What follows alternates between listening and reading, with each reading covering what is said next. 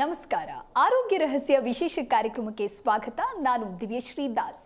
ನಾಡಿನ ಸಮಸ್ತ ಜನತೆಗೆ ಬೆಳಕಿನ ಹಬ್ಬ ದೀಪಾವಳಿಯ ಹಾರ್ದಿಕ ಶುಭಾಶಯಗಳು. ವೀಕ್ಷಕರೇ, ಪ್ರತಿಯೊಬ್ಬರೂ ಕೂಡ ಜೀವನದಲ್ಲಿ ದೇವರ ಅನುಗ್ರಹ ಇರಬೇಕು, ಭಗವಂತನ ಆಶೀರ್ವಾದ ಇರಬೇಕು, ಭಗವಂತನ ಕೃಪೆ ಇರಬೇಕು ಅನ್ನುವಂತಹ ಆಶಯವನ್ನು ಇಟ್ಕೊಂಡಿರ್ತಾರೆ. ಹಾಗಾಗಿ ಸಾಕಷ್ಟು ಹೋಮಗಳನ್ನು ಮಾಡಿಸೋದಾಗಿರ್ಬೋದು, ಹವನಗಳನ್ನು ಮಾಡಿಸೋದಾಗಿರ್ಬೋದು, ಪೂಜೆಗಳನ್ನು ಮಾಡಿಸ್ತಾ ಇರ್ತಾರೆ. ಆದರೆ ನಿಜವಾಗಿಯೂ ಕೂಡ ಭಗವಂತನಿಗೆ ಇಷ್ಟವಾದದ್ದು ಏನು, ಯಾವುದು ಅನ್ನೋದು ಈ ಕ್ಷಣಕ್ಕೂ ಯಕ್ಷ ಪ್ರಶ್ನೆಯಾಗಿ ಉಳಿದಿದೆ. ಹಾಗಾಗಿ ಈ ವಿಚಾರದ ಕುರಿತಂತೆ ಬಹಳ ಅರ್ಥಪೂರ್ಣವಾಗಿ ತಿಳಿಸಿಕೊಡಲು ನಮ್ಮ ಕಾರ್ಯಕ್ರಮದಲ್ಲಿದ್ದಾರೆ ಶ್ರೀ ಪುರುಷೋತ್ತಮ್ ದೇಶಿ ಗುರೂಜಿ. ಸೊ ಬನ್ನಿ ಅವರನ್ನ ಕಾರ್ಯಕ್ರಮಕ್ಕೆ ವೆಲ್ಕಮ್ ಮಾಡೋಣ. ನಮಸ್ಕಾರ ಗುರುಗಳೇ, ಕಾರ್ಯಕ್ರಮಕ್ಕೆ ಸ್ವಾಗತ. ನಮಸ್ಕಾರ ಗುರುಗಳೇ, ನಾನು ಆಗ್ಲೇ ಹೇಳ್ತಾ ಇದ್ದೆ, ಪ್ರತಿಯೊಬ್ಬರು ಕೂಡ ದೇವರಲ್ಲಿ ನಮಗೆ ಅದು ಬೇಕು, ಇದು ಬೇಕು, ನಾವು ಅಂದುಕೊಂಡಿದ್ದು ಆಗಬೇಕು ಅನ್ನುವಂಥ ಪ್ರಾರ್ಥನೆಯನ್ನ ದೇವರಲ್ಲಿ ಸಲ್ಲಿಸ್ತಾರೆ. ಆದರೆ ನಿಜಕ್ಕೂ ದೇವರಿಗೆ ಏನು ಬೇಕು, ದೇವರಿಗೆ ಇಷ್ಟವಾದದ್ದು ಏನು ಅನ್ನೋದು ಮಾತ್ರ ಪ್ರಶ್ನೆಯಾಗಿ ಉಳಿದಿದೆ. ಏನು ಹೇಳ್ತೀರಾ ಗುರುಗಳೇ? ಹರಿ ಓ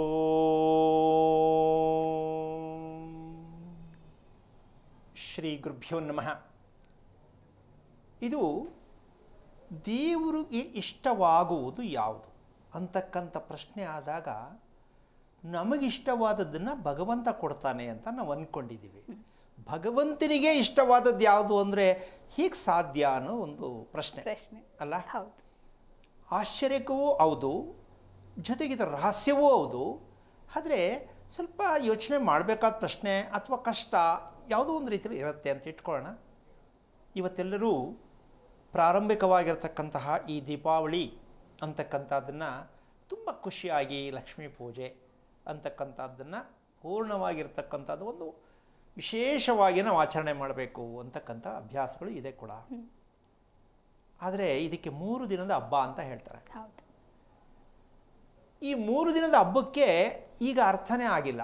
ಅರ್ಥ ಆಗಿಲ್ಲ ಅಂದರೆ ಏನಕ್ಕೆ ಕೇಳ್ತಾ ಇದ್ದೀನಿ ಅಂದರೆ, ನೀರು ತುಂಬುವ ಹಬ್ಬದಿಂದ ಪ್ರಾರಂಭ, ನೀರು ಸಂಗ್ರಹ ಮಾಡುವ, ನೀರು ತುಂಬುವ ದಿನದಿಂದ ಹಬ್ಬ ಪ್ರಾರಂಭ.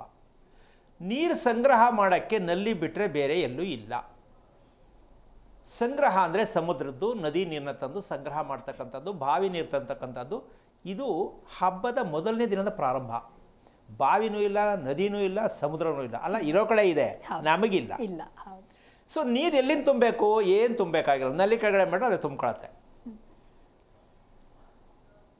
ಈ ರೇಂಜ್ಗೆ ನಾವು ಹೋಗ್ಬಿಟ್ಟಿದ್ದೀವಿ.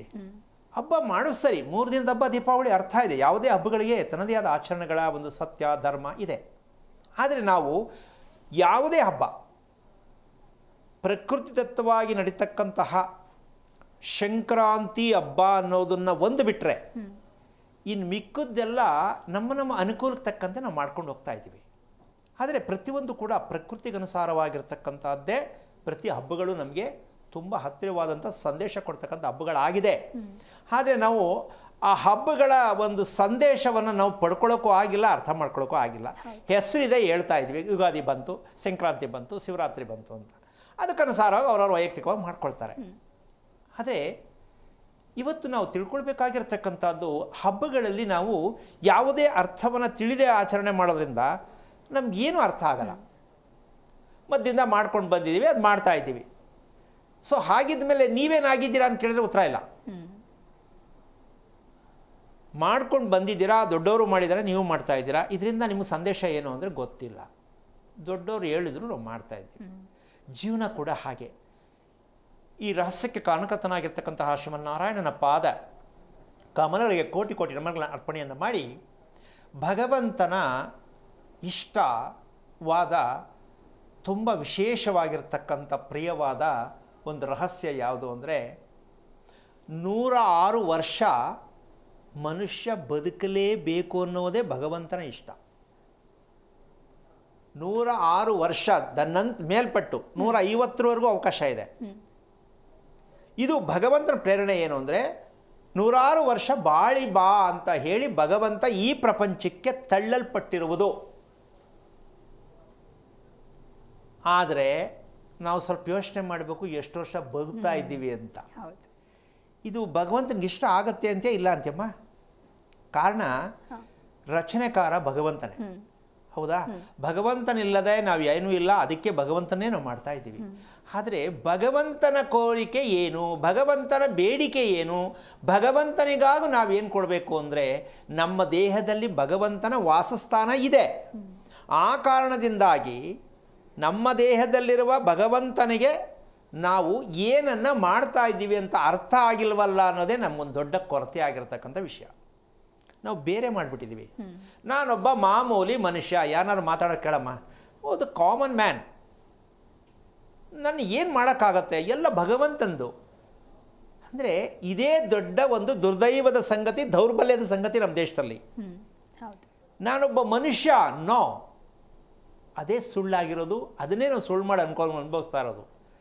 ನಾನು ಮನುಷ್ಯ ಮಾತ್ರ ಅಂತಕ್ಕಂಥದ್ದು, ಭಗವಂತನಿಗೆ ಎಲ್ಲ ಸೇರಿದ್ದು ಅಂತಕ್ಕಂಥದ್ದೇ ನಮ್ಮ ಸುಳ್ಳಿನ ಬದುಕು. ನಮಗೂ ಭಗವಂತನಿಗೂ ಸಂಬಂಧವಿಲ್ಲದ ರೀತಿಯಲ್ಲಿ ಬದುಕ್ತಾ ಇದ್ದೀವಿ ನಾವು. ಯಾಕೆ ಅಂದರೆ ಜೀವ ಅಂತಕ್ಕಂಥದ್ದು ನಮ್ಮಲ್ಲಿದೆ. ಹೌದಾ? ಜೀವ ಅನ್ನೋದಕ್ಕೆ ಸ್ವಲ್ಪ ಮುಂದಕ್ಕೆ ಹೋದರೆ ಅದನ್ನು ಬಹುವಚನದಲ್ಲಿ ಹೇಳಿದ್ರೆ ಜೀವಾತ್ಮ. ಹತ್ತಿರಕ್ಕೆ ಆ ಜೀವಾತ್ಮಕ್ಕೆ ಹತ್ತಿರವಾದಂತೆ ಪರಮಾತ್ಮ. ಈ ಎರಡನ್ನು ಒಂದು ಮಾಡ್ತಕ್ಕಂಥದ್ದೇ ನಮ್ಮ ಮನುಷ್ಯನ ಧರ್ಮ, ಮಾನವ ಧರ್ಮ. ಇದನ್ನು ನಾವು ಮಾಡಿಲ್ಲ, ಮಾಡ್ತಾನೂ ಇಲ್ಲ, ಗೊತ್ತಿಲ್ಲ, ಗೊತ್ತಾಗಿಲ್ಲ. ಆ ಸತ್ಯವನ್ನು ಇವತ್ತು ಸ್ವಲ್ಪದೇ ಆದ ವಿಚಾರದಲ್ಲಿ ಮುಂದೆ ಹೇಳೋಣ. ಯಾಕೆ ಅಂದರೆ ನಾವು ಮಾಮೂಲಿ ಮನುಷ್ಯ, ನಾನೊಬ್ಬ ಮನುಷ್ಯ ಅನ್ನೋ ಪದವನ್ನು ಯಾವ ಕಾರಣಕ್ಕೂ ಯಾವತ್ತೂ ಬಾಯಿಂದ ಬರಬಾರ್ದು. ನನ್ನಲ್ಲೂ ಏನೋ ಒಂದು ಶಕ್ತಿ ಇದೆ, ನನ್ನಲ್ಲೂ ಏನೋ ಒಂದು ರಹಸ್ಯ ಇದೆ ಅನ್ಕೋಬೇಕಾ ಬೇಡಮ್ಮ? ಬೇರೆಯವ್ರು ಹೇಳಿದ್ರೆ ನೀನು ಮನಸ್ಸು ಮಾಡಿದ್ರೆ ಮಾಡ್ತೀಯ, ಮಾಡೋಣ ಟಕ್ಕಂತ ಮಾಡಿಬಿಡ್ತಾರೆ. ಅದು ಹೇಳೋವರೆಗೂ ಅವ್ರಿಗೆ ರೈಸ ಏನೋ ಒಂದು ಮಾಡ್ತೀಯ, ನಿನ್ನ ಕೈಲಿ ಆಗತ್ತೆ ಮಾಡು ಅಂದರೆ ನಿಜಕ್ಕೂ ಗೆಲ್ತಾನೆ ಅವನು. ನಾವೇನು ಅಂದರೆ ನನ್ನ ಕೈಲೂ ಆಗಲ್ಲ, ನೀನು ಮಾಡೋಕ್ಕಾಗಲ್ಲ ಬಿಡು, ಇದು ನಾವು ಹಿಂದಕ್ಕೆ ಬರ್ತಾಯಿದ್ದೀವಿ. ನೀವು ಎಷ್ಟು ಹಬ್ಬಗಳು ಮಾಡಿದ್ರೆಷ್ಟು, ಎಷ್ಟು ಓದಿದ್ರೆಷ್ಟು, ಏನು ಮಾಡಿದ್ರೆಷ್ಟು, ಎಷ್ಟು ಆಸ್ತಿ ಮಾಡಿದ್ರೆಷ್ಟು, ನಿಮ್ಮ ಆಯಸ್ಸನ್ನು ಭಗವಂತ ಕೊಟ್ಟಿರ್ತಕ್ಕಂತಹ ನೀನು ಇಷ್ಟು ಆಯಸ್ಸಲ್ಲಿ ನೀನು ಬದುಕಿ ಬರಬೇಕಂತ ಕೊಟ್ಟಿರ್ತಕ್ಕಂಥದ್ದನ್ನೇ ನೀವು ಸುಳ್ಳು ಮಾಡಿ ಬೇಗನೆ ನೀವು ಹೋಗೋದಾದರೆ ಅಲ್ಲಿ ಜಾಗ ಇಲ್ಲಮ್ಮ. ಮೆಜೆಸ್ಟಿಕ್ಕಲ್ಲಿ ಟ್ರೈನ್ ನಿಂತ್ಕೊಳ್ಳೋಕೆ ಜಾಗ ಇಲ್ಲ ಅಂದರೆ ಕೆಂಗೇರಿ ಸ್ಟಾಪ್ ಮಾಡಿರ್ತಾರೆ. ನಮ್ಮ ಬದುಕು ಹಾಗೆ. 100 ವರ್ಷಕ್ಕೆ ಮುಂಚೆ ನೀನು ಹೋಗೋದೇ ಆದರೆ ನಿನಗೆ ಎಕ್ಸ್ಟ್ರಾ ಮತ್ತೆ ಜನ್ಮ ಇಲ್ಲ. ಏನು ಮಾಡಬೇಕು? ಅಲಿಬೇಕು. ಈ ಅಲಿತಕ್ಕಂಥದ್ದೇ ಅಕಸ್ಮಾತಾಗಿ ಹುಟ್ಟುವ ಮಕ್ಕಳು. ಅರ್ಧಂಬರ್ಧ ವಯಸ್ಸಲ್ಲಿ ಸಾಯ್ತಾರಲ್ಲ, ಅವ್ರು ರಿಟರ್ನ್ ಬರ್ತಾರೆ, ಜಾಗ ಇಲ್ವಲ್ಲ, ಮತ್ತೆ ರಿಟರ್ನ್ ಬರ್ತಾರೆ. ಅವರೇ ನಿಮ್ಮನ್ನು ಗೋಳ ಹಾಕ್ಕೊಳ್ಳೋ ಮಕ್ಕಳು. ಬೇಗ ಹೋಗಿ ಬೇಗ ಬರ್ತಾರಲ್ಲ, ಅವರೇ ನಿಮ್ಮ ಮನೆಯಲ್ಲಿ ಹುಟ್ಟುವ ಮಕ್ಕಳಾಗಿರ್ತಾರೆ. ಬೇಗ ಹೋಗಿ ಬೇಗ ಬರೋರು. 100 ವರ್ಷ ಬಾಳಿ ಬಂದಿರ್ತಾರಲ್ಲ, ಅವರು ಬೇಗ ಹೋಗಿ ಬೇಗ ಬರಲ್ಲ. ಅವರು ದೈವತ್ವವನ್ನು ಹೊಂದಿರ್ತಾರೆ. ನಾವು ಕಸಿ ಆಗ್ತಾ ಇಲ್ಲ, ಎಲ್ಲದನ್ನು ಕಸಿ ಮಾಡ್ತೀವಿ ನಾವು. ನಮ್ಮ ದೇಹದ ಬಗ್ಗೆ, ಮನಸ್ಸಿನ ಬಗ್ಗೆ ಕಸಿ ಮಾಡ್ತಕ್ಕಂಥ ನಮ್ಗೆ ಗೊತ್ತಾಗಿಲ್ಲ. ಯಾಕೆಂದರೆ ದೀಪಾವಳಿ ಹಬ್ಬ ಅಂತಕ್ಕಂಥದ್ದು ದೀಪದಿಂದ ದೀಪವನ್ನು ಹಚ್ಚಬೇಕು ಮಾನವ. ಇದು ಬರೀ ಪುಸ್ತಕದ ಕತೆ ಹೇಳ್ಕೊಂಡೇ ಕಾಲ ಕಳೆದ್ಬಿಟ್ಟು ಸೋಮಾರಿತನದಲ್ಲಿ. ಇದು ಸೋಮಾರಿತನದ ಪದ, ಇದು ಅರ್ಥ ಆಗದೇ ಇರೋ ಪದ. ದೀಪದಿಂದ ದೀಪವ. ಏನು ದೀಪ ಅಂದ್ರೇನು? ದೀಪ ಅಂದ್ರೇನಮ್ಮ? ದೀಪ, ದೀಪಾವಳಿ ಅಂತೇಳಿ. ದೀಪ ಎಂದರೆ ಏನೋ? ಕ್ವಶನ್ ಆನ್ಸರ್ ತಿಳ್ಕೊಬೇಕಲ್ಲ. ದೀಪದ ಮೂಲ ಅರ್ಥ ಜ್ಞಾನ. ಹೌದಾ? ಜ್ಞಾನವಂತರಿಂದ ಮಕ್ಕಳಿಗೆ ಜ್ಞಾನವನ್ನು ಕೊಡಿ ಅನ್ನೋದೇ ಇದರ ಅರ್ಥ. ದೀಪದಿಂದ ದೀಪ ಹಚ್ಚಬೇಕು ಮಾನವ. ಬರೆದಿಟ್ಟೋನ್ಗೂ ಕೇಳಿಸ್ಕೊಂಡವ್ರಿಗೂ ಎಷ್ಟು ಅರ್ಥ ಇದೆಯಲ್ಲ ನಮ್ಮ ದೇಶದಲ್ಲಿ. ಅಂದರೆ ಬರೆದವ್ರು ತಪ್ಪು ಅಂತಲ್ಲ, ನಮ್ಗೆ ಅದು ಅರ್ಥನೇ ಆಗಿಲ್ಲ. ಅದನ್ನ ಇವರು ಇನ್ನೊಬ್ರಿಗೆ ಹೇಳ್ಕೊಡ್ತಾರೆ, ದೀಪದಿಂದ ದೀಪ ಹಚ್ಬೇಕಂತೆ. ಏನು ದೀಪ ಅಂದರೆ ಏನು? ಮಕ್ಕಳು ಕೇಳಿದ್ರೆ ಅಪ್ಪ ಅಮ್ಮನಿಗೆ ಉತ್ತರ ಹೇಳಕ್ಕೆ ಬರಲ್ಲ. ನಾವು ಭಾರತೀಯರು, ನಾವು ಕರ್ನಾಟಕದವರು, ಎಷ್ಟು ಮಟ್ಟಿಗೆಯಲ್ಲ. ಎಲ್ಲರೂ ಹ್ಯಾಪಿ ದೀಪಾವಳಿ, ಇದೊಂದು ಯಾವನೋ ಕಿತ್ತೋದನು ಅಲ್ಲಿಂದ ಕಳಿಸ್ಬಿಟ್ಟ ಇಂಗ್ಲೀಷ್ನವನು, ಹ್ಯಾಪಿ ದೀಪಾವಳಿ ಅಂತೆ. ಅವನ ಕಷ್ಟ ಅವನಿಗೆ ಹ್ಯಾಪಿ. ಆಮೇಲೆ ಇನ್ನೊಂದು ಜೊತೆಗೆ ಆರ್ಥಿಕ, ಅಬ್ಬಾ ಇವನೇ ಕಳಿಸ್ತಾನೆ ಅನ್ನೋದು ಹೇಳೋಕ್ಕೆ. ಇದೆಲ್ಲ ಬರೀ ಸುಳ್ಳು ಹೇಳೋದೇ ನಮ್ಮ ಜನ ಕಲ್ತಿರೋದು ಜಾಸ್ತಿ. ನಿಮ್ಗೆ ಹೇಳೋಕ್ಕೆ ರೈಟ್ಸ್ ಏನಿದ್ರಿ? ಅದನ್ನು ಹಬ್ಬ ಆಚರಣೆ ಮಾಡ್ತಾ ಇದ್ದೀರಾ, ಪೂಜೆ ಆಯಿತಾ, ಇದನ್ನು ಕೇಳಬೇಕು. ಕಾಫಿ ಆಯಿತಾ? ಅಂದರೆ ನಮ್ಮ ಪದಗಳನ್ನು ಬಳಸ್ತಕ್ಕಂಥದ್ದು, ಪದಗಳನ್ನು ಅರ್ಥ ಮಾಡ್ಕೊಳ್ತಕ್ಕಂಥದ್ದೇ ನಮ್ಮ ಯೋಗ್ಯತೆ ನಮ್ಗೆ ಗೊತ್ತಾಗಿಲ್ಲ ಅಂದರೆ ನಾವೇನು ಮನುಷ್ಯರು ಅಂತ ಹೇಳ್ಕೊಳಕ್ಕೆ ನಾಚಿಕೆ ಆಗುತ್ತಲ್ಲಮ್ಮ. ಅದಕ್ಕೆ ಕಷ್ಟ ಕಷ್ಟ ಕಷ್ಟ, ಜೀವನವೆಲ್ಲ ಕಷ್ಟ. ಯಾಕೆಂದರೆ ಸೋಮಾರಿತನಕ್ಕೆ ಬರೋದು ಕಷ್ಟ. ಪ್ರತಿ ಕ್ಷಣದಲ್ಲಿ ಜ್ಞಾನವನ್ನು ಬಳಸೋದಕ್ಕೆ, ಜ್ಞಾನವನ್ನು ಬೆಳೆಸೋದಕ್ಕೆ ಈ ದೀಪಾವಳಿಯಲ್ಲಿ ಮುಖ್ಯವಾಗಿರ್ತಕ್ಕಂಥದ್ದು ಪವಿತ್ರವಾದ ನೀರಿನ ಸತ್ಯ ಏನು ಅಂತ ತಿಳ್ಕೊಳ್ಳೋಕ್ಕೆ ನೀರು ತುಂಬುವ ಹಬ್ಬ. ನೀರಿನ ಅಂಶ ಏನು, ನೀರಿನಲ್ಲಿ ಏನು ಸತ್ಯ ಇದೆ, ನೀರಿಗೂ ನಮಗೂ ಏನು ಸಂಬಂಧ ಇದೆ, ಇದನ್ನು ತಿಳ್ಕೊಳ್ಳೋಕ್ಕೆ. ಎರಡನೇದು, ಭೂಮಿಯಲ್ಲಿ ಏನು ಆಧಾರವಾಗಿ ನಾವು ಇರ್ತಾ ಇದ್ದೀವಿ, ಭೂಮಿಯನ್ನು ನಾವು ಹೇಗೆ ಬಳಸ್ಕೊಂಡಿದ್ದೀವಿ, ಭೂಮಿಯಲ್ಲಿ ಶಕ್ತಿ ಏನಿದೆ, ಇದನ್ನು ಹೇಗೆ ಬಳಸ್ಕೋಬೇಕು, ಇದರ ಆಧಾರ ತಗೊಳ್ಳೋಕ್ಕೆ. ಇದಕ್ಕೆ ಮಧ್ಯದಲ್ಲಿರ್ತಕ್ಕಂತಹ ಆ ದೀಪ ಅಂತಕ್ಕಂಥದ್ದು, ಜ್ಞಾನ ಅಂತಕ್ಕಂಥದ್ದು, ನೀರು ಮತ್ತು ಭೂಮಿಯನ್ನು ನಾವು ಒಂದು ಮಾಡ್ತಕ್ಕಂಥದ್ದನ್ನು ಪ್ರಯತ್ನ ಪಟ್ಟಾಗ ಭೂಮಿ ಒಳಗಡೆನೇ ನೀರಿರೋದು, ಹೌದಲ್ಲಮ್ಮ? ನಾವೇನು ಒಂದು ಮಾಡೋದು ಆಗೈತಲ್ವಾ?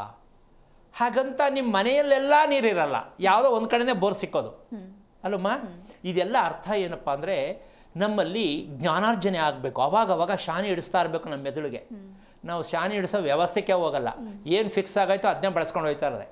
ಸರಿ ಗುರುಜಿ. ಸೊ ಹೀಗಾಗಿ ಈ ಒಂದು ಸೋಮಾರಿತನಕ್ಕೆ ಒಂದು ಬೆಳಕಿನ ಜ್ಞಾನ ಅಂತಕ್ಕಂಥದ್ದು ಮಕ್ಕಳಿಗೊಂಚಿ, ನಿಮ್ಮಿಂದ ಮಕ್ಕಳಿಗಂಚಿ, ಗಂಡನಿಂದ ಹೆಂಡತಿಗಂಚಿ, ಇದಕ್ಕೋಸ್ಕರವಾಗಿ ದೀಪದಿಂದ ದೀಪ ಅಂತಕ್ಕಂಥದ್ದನ್ನು ಜ್ಞಾನಾರ್ಜನೆನ ಬೆಳೆಸೋದಕ್ಕೆ ದೀಪಾವಳಿಗೆ ಒಂದು ಮೂಲಾರ್ಥ. ಅದಕ್ಕೆ ಈಗ ಅರ್ಥ ಆಗಿರಬೇಕು ಅಂತ ಅಂದ್ಕೊಂಡಿದ್ದೀನಿ. ಭಗವಂತನ ಕೋರಿಕೆ ಯಾವುದು? ಮನುಷ್ಯ 100 ವರ್ಷ ಬಾಳಿ ಬದುಕಬೇಕು ಅನ್ನೋದೇ ಭಗವಂತನ ಕೋರಿಕೆ. ನಾವು ಯಾಕೆ ಬಾಳಿ ಬದುಕಕ್ಕಾಗ್ತಾ ಇಲ್ಲ, ಭಗವಂತ ಹೇಳ್ದ ನಮ್ಮನ್ನು ಕಳಿಸ್ತಾ, ಕಾರಣ ಏನು ಅನ್ನೋದು ಇವಾಗ ಹೇಳ್ಕೊಡ್ಬೇಕು ಅಲ್ವಾ? ಕೊಟ್ಟಿದ್ದಾನೆ ಭಗವಂತ, ಬಳಸ್ಕೊಳಕ್ಕೆ ನಮ್ಮ ಕೈಲಿ ಆಗ್ತಾ ಇಲ್ಲ, ಏನು ತಪ್ಪು ಮಾಡಿದ್ದೀವಿ? ಈ ಸತ್ಯವನ್ನು ಇವತ್ತು ಮುಂದೆ ಇಡೋಣ. ಸರಿ ಗುರುಜಿ, ಈ ಕುರಿತಂತೆ ಮಾತನಾಡ್ತಾ ಹೋಗೋಣ. ಕಾಲರ್ ಒಬ್ರು ಇದ್ದಾರೆ, ಮಾತನಾಡ್ಬಿಡೋಣ.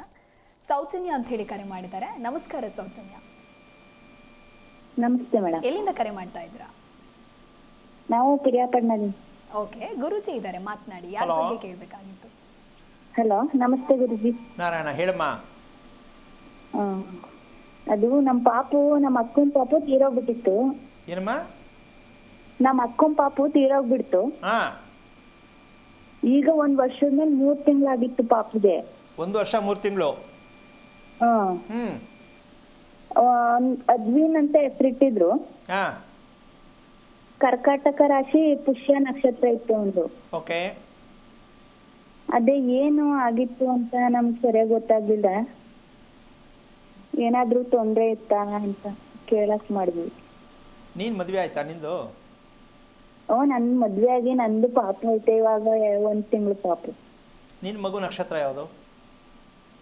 ನನ್ ಮಗುದು ರೇವತಿ ನಕ್ಷತ್ರ. ಎಷ್ಟು ತಿಂಗಳು ಪಾಪು ಅದು?